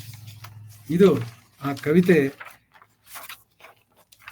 ಎಷ್ಟರ ಮಟ್ಟಿಗೆ ಈ ಕವಿತೆಯ ಜೊತೆ ಆ ಕವಿತೆಯನ್ನು ನಾವು ಹೋಲಿಕೆ ಮಾಡಬಹುದು? ಸರಳವಾಗಿ ನೇರವಾಗಿ ಅದು ಪಂಜರದಲ್ಲಿರುವಂತ ಒಂದು ಪಕ್ಷಿ ತನ್ನ ಹಿಂದಿನ ಬದುಕನ್ನು ನೆನೆದು ದುಃಖ ಪಡುವಂತ ರೀತಿಯನ್ನ ಸಿದ್ದಣ್ಣ ಮಸಳಿಯವರು ಈ ಪಂಜರದ ಪಕ್ಷಿಯನ್ನ ಕವಿತೆಯಲ್ಲಿ ನಮಗೆ ತಲುಪಿಸಿದ್ದಾರೆ. ಮಾಯಾ ಆಂಜಲೋ ತಮ್ಮದೇ ಆದ ಧಾಟಿಯಲ್ಲಿ ಆ ಪಂಜರದ ಪಕ್ಷಿಯ ಕಥೆಯನ್ನ ನಮ್ಗೆ ಹೇಳಿದ್ದಾರೆ. ಈಗ ಎರಡೂ ಕವಿತೆಗಳು ನಿಮ್ ಮುಂದೆ ಇದೆ.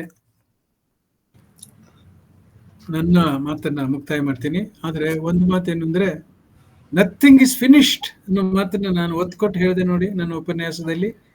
Everything is open.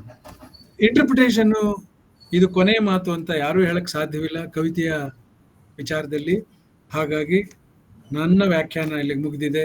ಇನ್ನು ನಿಮ್ಮ ವ್ಯಾಖ್ಯಾನ ಮತ್ತು ಪ್ರಶ್ನೋತ್ತರದ ಅವಧಿ ಅಂತ ಹೇಳಿ ನಾನು ಸದ್ಯಕ್ಕೆ ವಿರಮಿಸ್ತೀನಿ.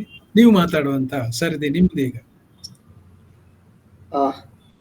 ಇಲ್ಲಿಯವರೆಗೆ ಸುಮಾರು 1 ಗಂಟೆವರೆಗೂ ಹೆಚ್ಚು ಸರ್ ಅವರು ಐ.ಎ. ರಿಚರ್ಡ್ಸ್ ಅವರು ಹುಟ್ಟಾಕಿದಂತ ಪ್ರಾಯೋಗಿಕ ವಿಮರ್ಶೆಯ ಬಗ್ಗೆ ಸ್ಥೂಲವಾಗಿ ಪರಿಚಯಿಸಿದ ಮಾಯಾ ಆಂಜಲೋ ಅವರ ಪಂಜರದ ಹಕ್ಕಿಯನ್ನ ಪ್ರಾಯೋಗಿಕ ವಿಮರ್ಶೆಗೆ ಒಳಪಡಿಸಿ ಅನೇಕ ಆಲೋಚನೆಗಳನ್ನ ನಮ್ಮೊಂದಿಗೆ ಹಂಚಿಕೊಂಡಿದ್ದಾರೆ ಪ್ರೊಫೆಸರ್ ನಾಗಣ್ಣ ಸರ್ ಅವರಿಗೆ ಎಲ್ಲರ ಪರವಾಗಿ ನಾವು ಧನ್ಯವಾದಗಳನ್ನ ಸಲ್ಲಿಸ್ತೇನೆ ಸರ್. ಇವಾಗ ಪ್ರಶ್ನೋತ್ತರಿಗೆ ಅವಕಾಶ ಇದೆ ಸರ್. ಚಾಟ್ ಬಾಕ್ಸ್ ಅಲ್ಲಿ 1-2 ಪ್ರಶ್ನೆಗಳಿದ್ದಾವೆ ಸರ್. ನಾನು ಓದಿ ಹೇಳ್ತೀನಿ ನಿಮಗೆ. ಮೊದಲಿಗೆ ಅಜಯ್ ವರ್ಮಾ ಅಲ್ಲೂರಿ ಅವರು ಒಂದು ಅನಿಸಿಕೆಗಳನ್ನ ಹಂಚಿಕೊಂಡಿದ್ದಾರೆ. I know why the caged bird sings ಆತ್ಮಕಥೆ ಬಂದಿದೆ. ಇದನ್ನು ಕೂಡ ಕಮಲಾ ಅವರೇ ಅನುವಾದ ಮಾಡಿದ್ದಾರೆ ಅಂತ ಹೇಳಿ.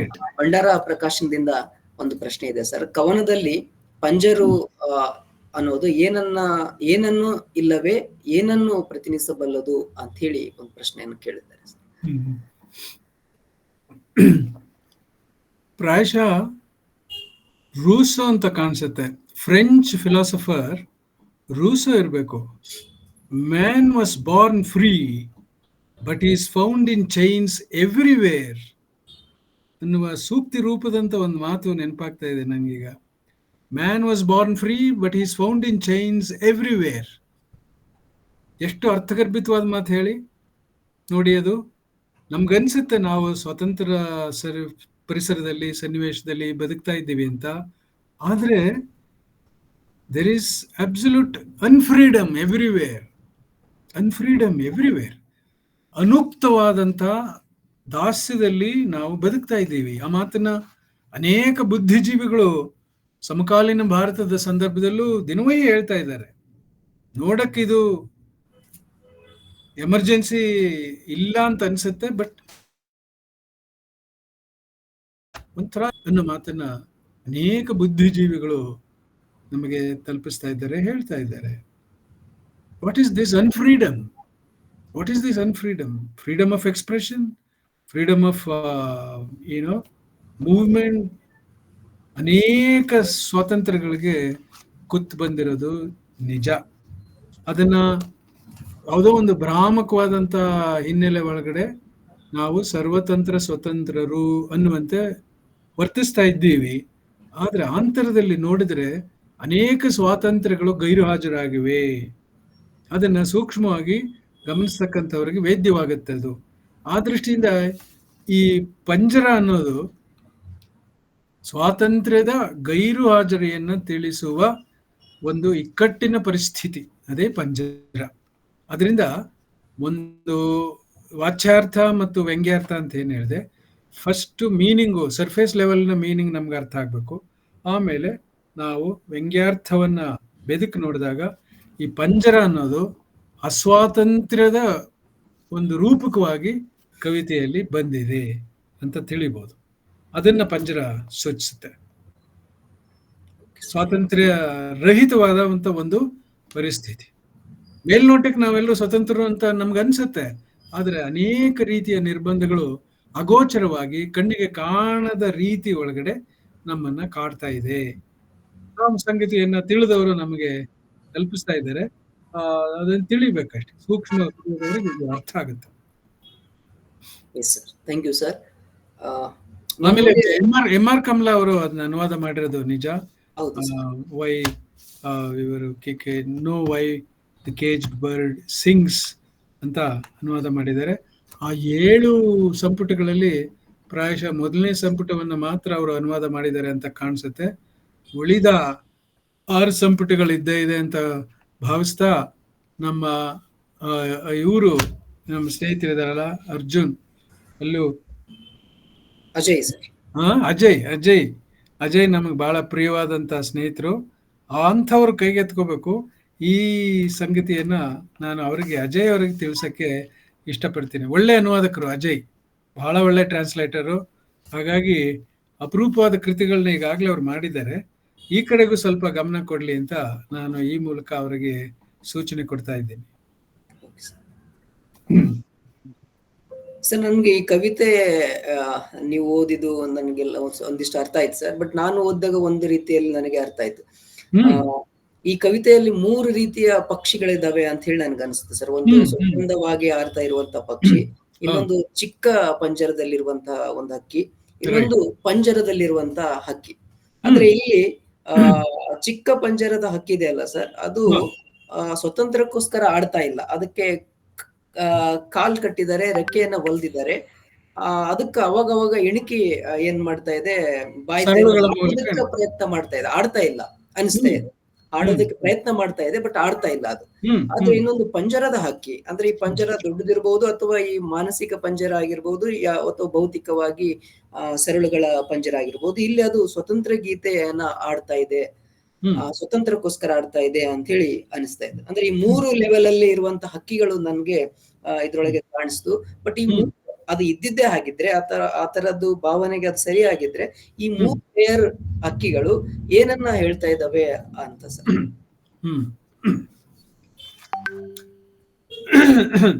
ಮೊದಲೇ ಈ ಸ್ವಚ್ಛಂದ ಗಾಳಿಯಲ್ಲಿ ತೂಗುವ ಹಕ್ಕಿ ಬಗ್ಗೆ ನಮ್ಗೇನು ಡೌಟ್ ಇಲ್ಲ. ಬಹಳ ಪ್ಲೇನ್ ಆಗಿ ಇದೆ ಅದು. ಸ್ವಚ್ಛಂದ ಅಂದ್ರೆ ಸ್ವತಂತ್ರನ ಯಾರು ಕಸ್ಕೊಂಡಿಲ್ಲ, ಅದು ಫ್ರೀ ಆಗಿ ಇದೆ. ಅದು ಒಂದು ಹಕ್ಕಿ. ನಿಮ್ಮ ಒಂದು ಇಂಟರ್ಪ್ರಿಟೇಷನ್ ನನಗೆ ಕುತೂಹಲ ಅಂತ ಅನ್ನಿಸ್ತು. ನಾನೇನ್ ತಿಳ್ಕೊಂಡಿದ್ದೆ ಅಂದ್ರೆ, ಈ ಒಂದೇ ಹಕ್ಕಿ ಇದು, ನಿರ್ಬಂಧಕ್ಕೊಳಪಟ್ಟಿರುವಂತ ಪಂಜರದಲ್ಲಿರುವಂತ ಹಕ್ಕಿ ಒಂದೇ ಅಂತ. ನೀವು ಅದು 3ನೇ ಹಕ್ಕಿನೂ ಕೂಡ ಗುರುತಿಸ್ತಾ ಇದ್ದೀರಾ. ಯಾಕೆಂದ್ರೆ ಅದು ರೆಕ್ಕೆಗಳು ಹೊಲ್ದಿವೆ, ಕಾಲುಗಳು ಕಟ್ಟಿವೆ, ಹಾಗಾಗಿ ಅದು ಹಾಡೋದಕ್ಕೆ ಮಾತ್ರ ಪ್ರಯತ್ನಿಸ್ತಾ ಇದೆ ಅಂತ ಹೇಳಿ I thought they are one and the same ಅಂತ. ಸೊ ಈ ಸ್ವಚ್ಛಂದವಾಗಿ ಹಾಡುವಂತ ಹಕ್ಕಿಗೆ ಅರ್ಥ ಮಾಡ್ಕೊಳ್ಳೋಕೆ ನಮ್ಗೇನು ತೊಂದರೆ ಇಲ್ಲ ಅಂತ ನನ್ಗನ್ಸುತ್ತೆ. ನೀವೇ ಹೇಳಿ ಇನ್ನೊಂದ್ಸಾರಿ. ಸ್ವಚ್ಛಂದವಾಗಿ ಹಾಡ್ತಾ ಇರೋಂಥ ಹಕ್ಕಿ ಅನ್ನೋದು ಸರ್ಫೇಸ್ ಲೆವೆಲ್ನಲ್ಲೇ ನಮ್ಗೆ ಅದು ಕ್ಲಿಯರ್ ಆಗಿದೆ. ಆ ಬೇರೆ ಹಕ್ಕಿಗಳು 3 ಅಂತ ನೀವು ಹೇಳ್ತಾ ಇದ್ದೀರಾ. ನಾನು ಸ್ವಲ್ಪ ಯೋಚನೆ ಮಾಡ್ಬೇಕಾಗಿದೆ, ಇನ್ನು ಕ್ಲೋಸ್ ರೀಡಿಂಗ್ ಮಾಡ್ಬೇಕಾಗಿದೆ ಅನ್ನೋದನ್ನ ನೀವು ಸೂಚಿಸ್ತಾ ಇದ್ದೀರಾ. I will do that later on. ಆಮೇಲೆ ಮಾಡಿ ನೋಡ್ತೀನಿ ಅದೇನು ಅಂತ. ಆಗ್ಲಿ ಸರ್.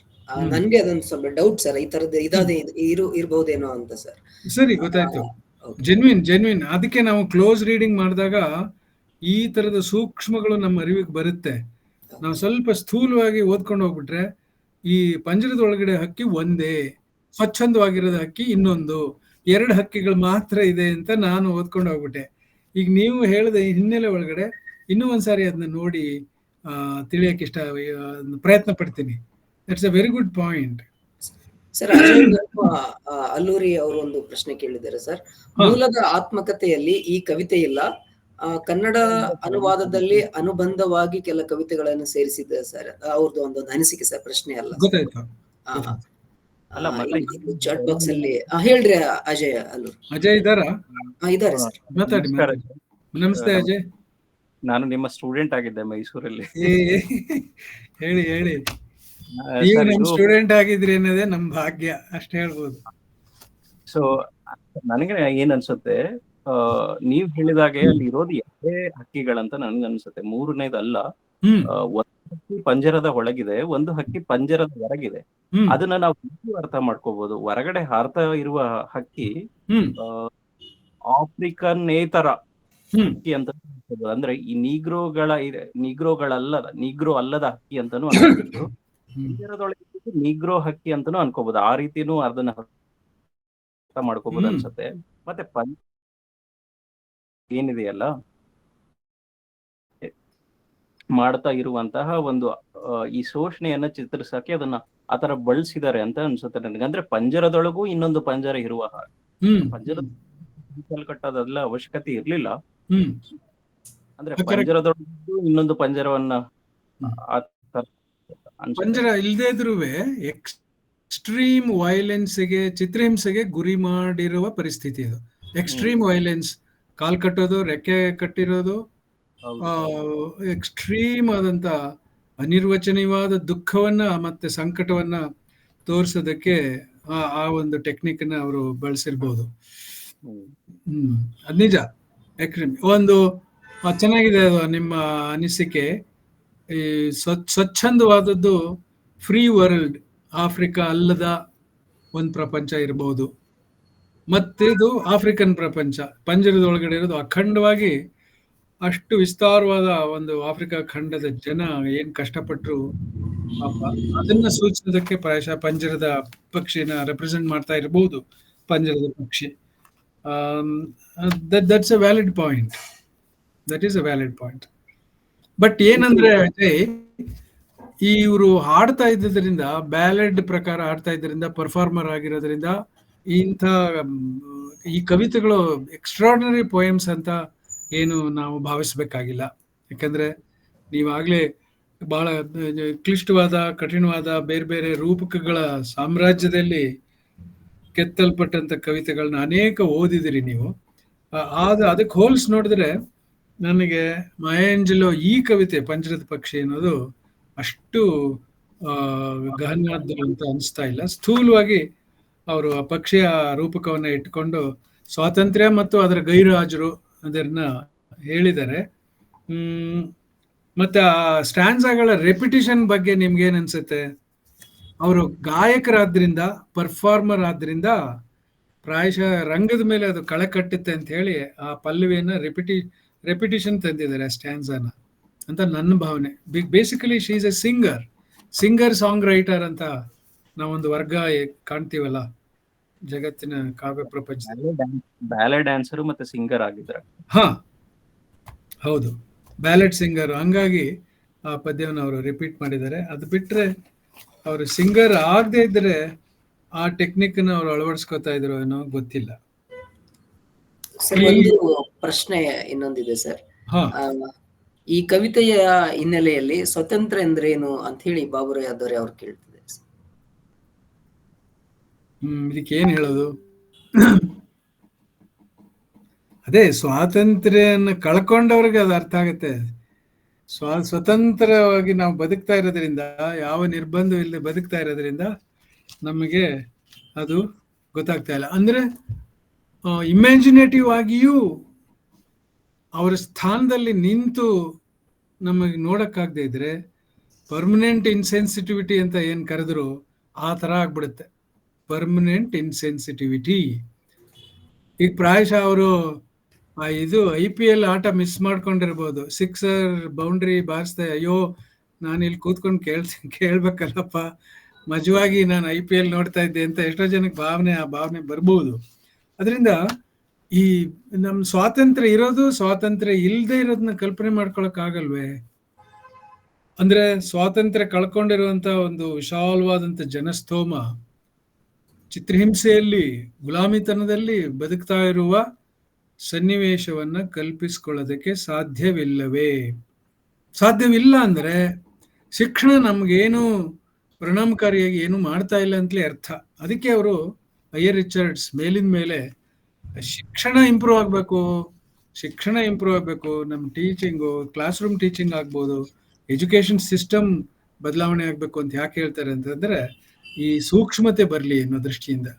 ಸೂಕ್ಷ್ಮತೆ ನಮಗೆ ಬರದೇ ಹೋದ್ರೆ ನೋಡಿ ಈ ತರ ಆಗತ್ತೆ. ಈಗ ಸ್ವಾತಂತ್ರ್ಯ ಅಂದ್ರೆ ಏನು ಅಂತಲೇ ನಾವು ಈಗ ಫಾರ್ ಎಕ್ಸಾಂಪಲ್ ಹಿಸ್ಟ್ರಿ ಪುಸ್ತಕಗಳಲ್ಲಿ ಬ್ರಿಟಿಷರು ಭಾರತದಲ್ಲಿ ಇದ್ದಂತ ಕಾಲದಲ್ಲಿ ಯಾತಕ್ಕೆ ಅಷ್ಟೆಲ್ಲ ಚಿತ್ರಹಿಂಸೆನ 1947 ವರ್ಗೂ ನಮ್ಮ ಜನ ಅನುಭವಿಸಿದ್ರು, ಎಷ್ಟು ಬ್ರಿಟಿಷರು ನಮ್ಮ ಚಿತ್ರಹಿಂಸೆ ಕೊಟ್ಟರು, ಮಹಾತ್ಮ ಗಾಂಧಿ ಅವ್ರನ್ನ ಎಷ್ಟು ಗೋಳಿಕೊಂಡ್ರು ಅವರು, ಎಷ್ಟು ಸಾರಿ ನಮ್ಮ ಜನನಾಯಕರು ಸೆರೆವಾಸ ಅನುಭವಿಸಿದ್ರು, ಎಂತ ತ್ಯಾಗ ಮಾಡಿದ್ದಾರೆ.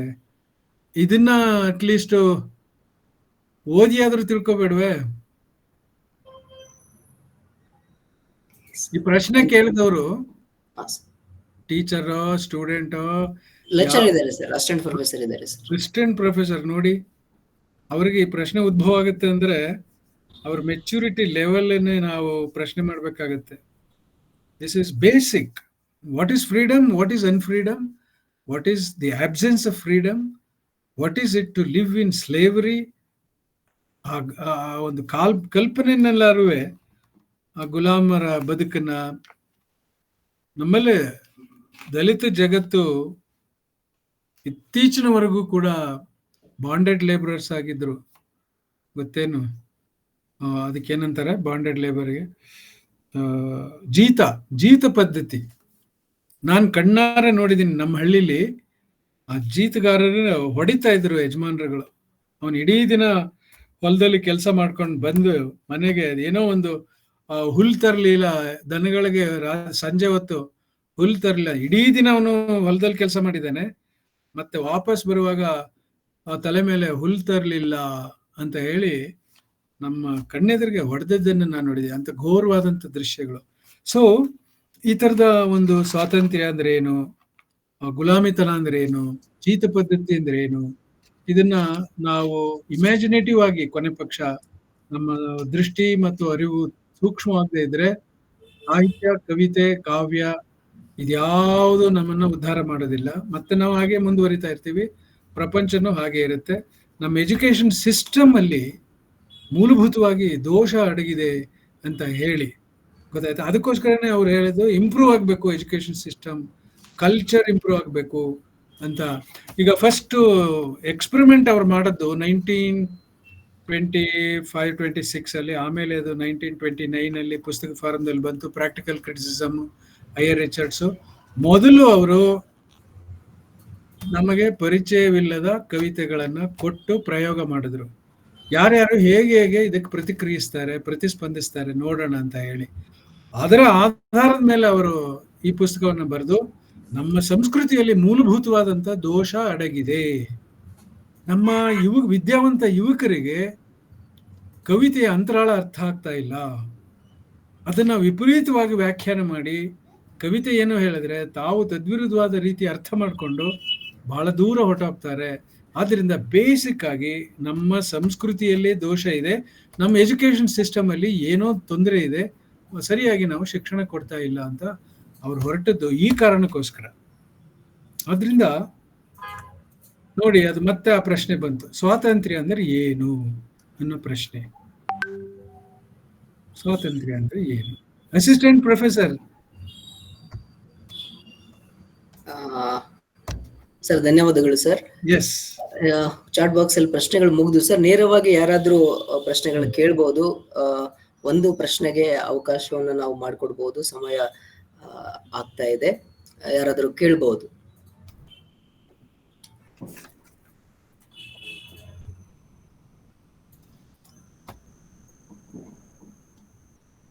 ಓಕೆ, ಇಲ್ಲಂತ ನಾವು ಭಾವಿಸ್ತೀನಿ ಸರ್. ರೈಟ್. ಒಟ್ಟಿನಲ್ಲಿ ನಾನು ಕೊನೆ ಮಾತು ಹೇಳೋದೇನಂದ್ರೆ, ಈ ಕಾವ್ಯ ಕರ್ನಾಟಕದ ಮೂಲಕ ನೀವು ಈ ಒಂದು ಅಭಿಯಾನ ಕೈಕೊಂಡಿದ್ದೀರಲ್ಲ, ಅದು ಬಹಳ ಅರ್ಥಗರ್ಭಿತವಾದ್ದು, ತುಂಬಾ ಮೌಲಿಕವಾದ್ದು, ಮಹತ್ವಪೂರ್ಣವಾದ್ದು. ಎಷ್ಟೇ ನಿರಾಶರಾದರೂ ಕೂಡ ನಾವು ಅದಕ್ಕೆ ಈಡಾಗದೆ ನೈರಾಶ್ಯದ ಒಡಲಲ್ಲಿ ಒಂದು ಆಪ್ಟಿಮಿಸಮ್ ಅನ್ನ ಇಟ್ಕೊಂಡು ಈ ತರದ ಅಭಿಯಾನವನ್ನ ನಾವು ಮುಂದುವರಿಸಬೇಕು, ಮೇಲ್ಮೇಲೆ ಮಾಡ್ತಾ ಇರಬೇಕು. ಯಾಕೆಂದ್ರೆ ಕವಿತೆ ಜನ ಜೀವನದಲ್ಲಿ ಹಾಸುಹಕ್ಕಾಗಿ ಅದು ಬೇರೂರ್ಬೇಕು. ನಮ್ಮ ಇಡೀ ಕರ್ನಾಟಕದ ಚರಿತ್ರೆ, ನಮ್ಮ ಸಂಸ್ಕೃತಿ ಕವಿತೆಯಲ್ಲಿ ಬೇರ್ಬಿಟ್ಟಂತ ಸಂಸ್ಕೃತಿ. ಆ ದೃಷ್ಟಿಯಿಂದಲೇ ಅವ್ರು ಹೇಳಿದ್ದು ಕುರಿತೋದೆಯಂ ಕಾವ್ಯ ಪ್ರಯೋಗ ಪರಿಣತ ಮತಿಗಳು ಅಂತ ನಮ್ಗೇನು ಒಂದು ಬಿರುದನ್ನ ಕೊಟ್ಟಿದ್ದಾರೆ, ಅದನ್ನ ಉಳಿಸ್ಕೊಳ್ಬೇಕಾದ್ರೆ ನಿರಂತರವಾಗಿ ಕಾವ್ಯದ ಒಡನಾಟದಲ್ಲಿ ನಮ್ಮ ವಿದ್ಯಾವಂತ ಯುವಕರು ವಿಶೇಷವಾಗಿ ಇರುವಂತೆ ನಾವು ಕಾಪಿಟ್ಟುಕೊಳ್ಬೇಕು. ಕವಿತೆ ಸಂಪರ್ಕ ಮೇಲಿನ ಮೇಲೆ ನಮ್ಗೆ ಇದ್ದ ಪಕ್ಷದಲ್ಲಿ ನಮ್ಮ ಸಂಸ್ಕೃತಿ ಪತನ ಆಗುವ ದುರಂತವನ್ನು ನಾವು ತಪ್ಪಿಸ್ಕೊಳ್ಬಹುದು. ಮುಂದಿನ ಜನಾಂಗ ಸೂಕ್ಷ್ಮ ಹೃದಯಗಳಾಗಿ ಅವರು ಬೇರೆಯವರ ದುಃಖಕ್ಕೆ ಪ್ರತಿಸ್ಪಂದಿಸುವ ಮತ್ತು ಪರೋಪಕಾರ ಬುದ್ಧಿಯನ್ನು ಬೆಳೆಸ್ಕೊಳ್ಳುವ ರೀತಿಯಲ್ಲಿ ವಿಕಸಿಸ್ತಾರೆ. ಅದು ಎಲ್ಲಿಗೆ ನಮ್ಮ ಪರೋಪಕಾರ ಬುದ್ಧಿ ನಿಂತು ಹೋಗುತ್ತೋ ಯಾವ ಕ್ಷಣದಲ್ಲಿ, ಅವತ್ತು ನಮ್ಮ ಸಂಸ್ಕೃತಿ ಕುಂಠಿತವಾಯಿತು ಅಂತಲೇ ಅರ್ಥ. ಹಾಗಾಗಿ ಆ ಫಿಲಾಂಥ್ರಪಿ ಮತ್ತು doing good to the others and then safeguarding culture, ಇವೆಲ್ಲವೂ ಪ್ರಾಪ್ತವಾಗೋದು ಕಾವ್ಯಾರಾಧನೆಯ ಮೂಲಕ ಅನ್ನೋದ್ರಲ್ಲಿ ನನಗೆ ಎಳ್ಳಷ್ಟೂ ಸಂಶಯ ಇಲ್ಲ. ಕಾವ್ಯವನ್ನು ನಾವು ಆರಾಧಿಸಿದರೆ ನಮ್ಮ ಸಂಸ್ಕೃತಿ ಉದ್ದೀಪನವಾಗುತ್ತೆ ಮತ್ತು ನಾವು ಉತ್ಕೃಷ್ಟವಾದ ಜನಾಂಗವಾಗಿ, ಕರ್ನಾಟಕದ ಜನತೆ, ಕನ್ನಡಿಗರು ಕಾವ್ಯನ ಅವಲಂಬಿಸಿದ್ರೆ ನಮ್ಮ ಶ್ರೇಷ್ಠತೆ ಮತ್ತು ಜ್ಯೇಷ್ಠತೆ ಹೆಚ್ಚುತ್ತೆ ಅಂತ ಹೇಳಿ, ನೀವು ನನಗೆ ಈ ಅವಕಾಶ ಕೊಟ್ಟಿದ್ದಕ್ಕಾಗಿ ನಿಮಗೆ ನಾನು ನನ್ನ ಹೃತ್ಪೂರ್ವಕವಾದ ಧನ್ಯವಾದಗಳನ್ನ ತಿಳಿಸ್ತಾ ಇದ್ದೀನಿ. ಅದೇ ಥರ ಶ್ರೋತೃಗಳಿಗೆ, ಯಾರ್ಯಾರು ಪಾರ್ಟಿಸಿಪೇಟ್ ಮಾಡಿದ್ರು ಅವರೆಲ್ಲರಿಗೂ ಕೂಡ ನನ್ನ ನಮನಗಳು. ಸರ್, ನಿಮ್ಮ ಮಾತು, ಪ್ರೋತ್ಸಾಹದ ಮಾತುಗಳಿಗೆ ನಾವು ಚಿರಋಣಿ ಸರ್. ಇಲ್ಲಿಯವರೆಗೆ 1.5 ಗಂಟೆ ಕಾಲ ನಾವು ಇವತ್ತಿನ ಉಪನ್ಯಾಸದಲ್ಲಿದ್ವಿ. ಸರ್ ಅವರು ಉಪನ್ಯಾಸವನ್ನ ನೀಡಿದ್ರು. ನಮ್ಮ ಕರೆಗೆ ಹೋಗೊಟ್ಟು ನಮ್ಮ ಪ್ರೀತಿಯ ವಿನಂತಿಗೆ ಸಮ್ಮತಿಸಿ ಇವತ್ತಿನ ದಿನ ಸರ್ ಅವರು ಮಾಯಾ ಏಂಜಲ್ ಅವರ ಪಂಜರದ ಹಕ್ಕಿಯ ಕುರಿತು ಪ್ರಾಯೋಗಿಕ ವಿಮರ್ಶೆಗೆ ಒಳಪಡಿಸಿದ್ರು. ಅದ್ರ ಸುತ್ತಮುತ್ತಲ ಅನೇಕ ಸಂಗತಿಗಳನ್ನ ನಮ್ಮ ಜೊತೆಗೆ ಹಂಚ್ಕೊಂಡ್ರು. ಹಾಗಾಗಿ ನಾನು ನಮ್ಮ ಬಂಡಾರ ಪ್ರಕಾಶನದ ವತಿಯಿಂದ ಮತ್ತೆ ಇಲ್ಲಿರುವ ಎಲ್ಲರ ವತಿಯಿಂದ ಅವರಿಗೆ ಧನ್ಯವಾದಗಳನ್ನ ಸಲ್ಲಿಸ್ತೇನೆ ಸರ್. ಸರ್, ಧನ್ಯವಾದಗಳು ಸರ್. ಹಾಗೆ ಇಲ್ಲಿರುವಂತಹ ಅಜಯ್ ವರ್ಮಾ ಮತ್ತು ಇತರ ಅನೇಕರು ಪ್ರಶ್ನೆಗಳನ್ನ ಕೇಳಿ ಉಪನ್ಯಾಸವನ್ನ ಇನ್ನೂ ಉತ್ತಮಗೊಳಿಸಿದ್ರಿ. ಎಲ್ಲರಿಗೂ ಕೂಡ ನಾನು ಧನ್ಯವಾದಗಳನ್ನ ಸಲ್ಲಿಸ್ತಾ ಇಲ್ಲಿಗೆ ಇವತ್ತಿನ ಕಾರ್ಯಕ್ರಮ ಮುಗಿಸ್ತೇನೆ. ನಮಸ್ಕಾರ ಸರ್. Thank you.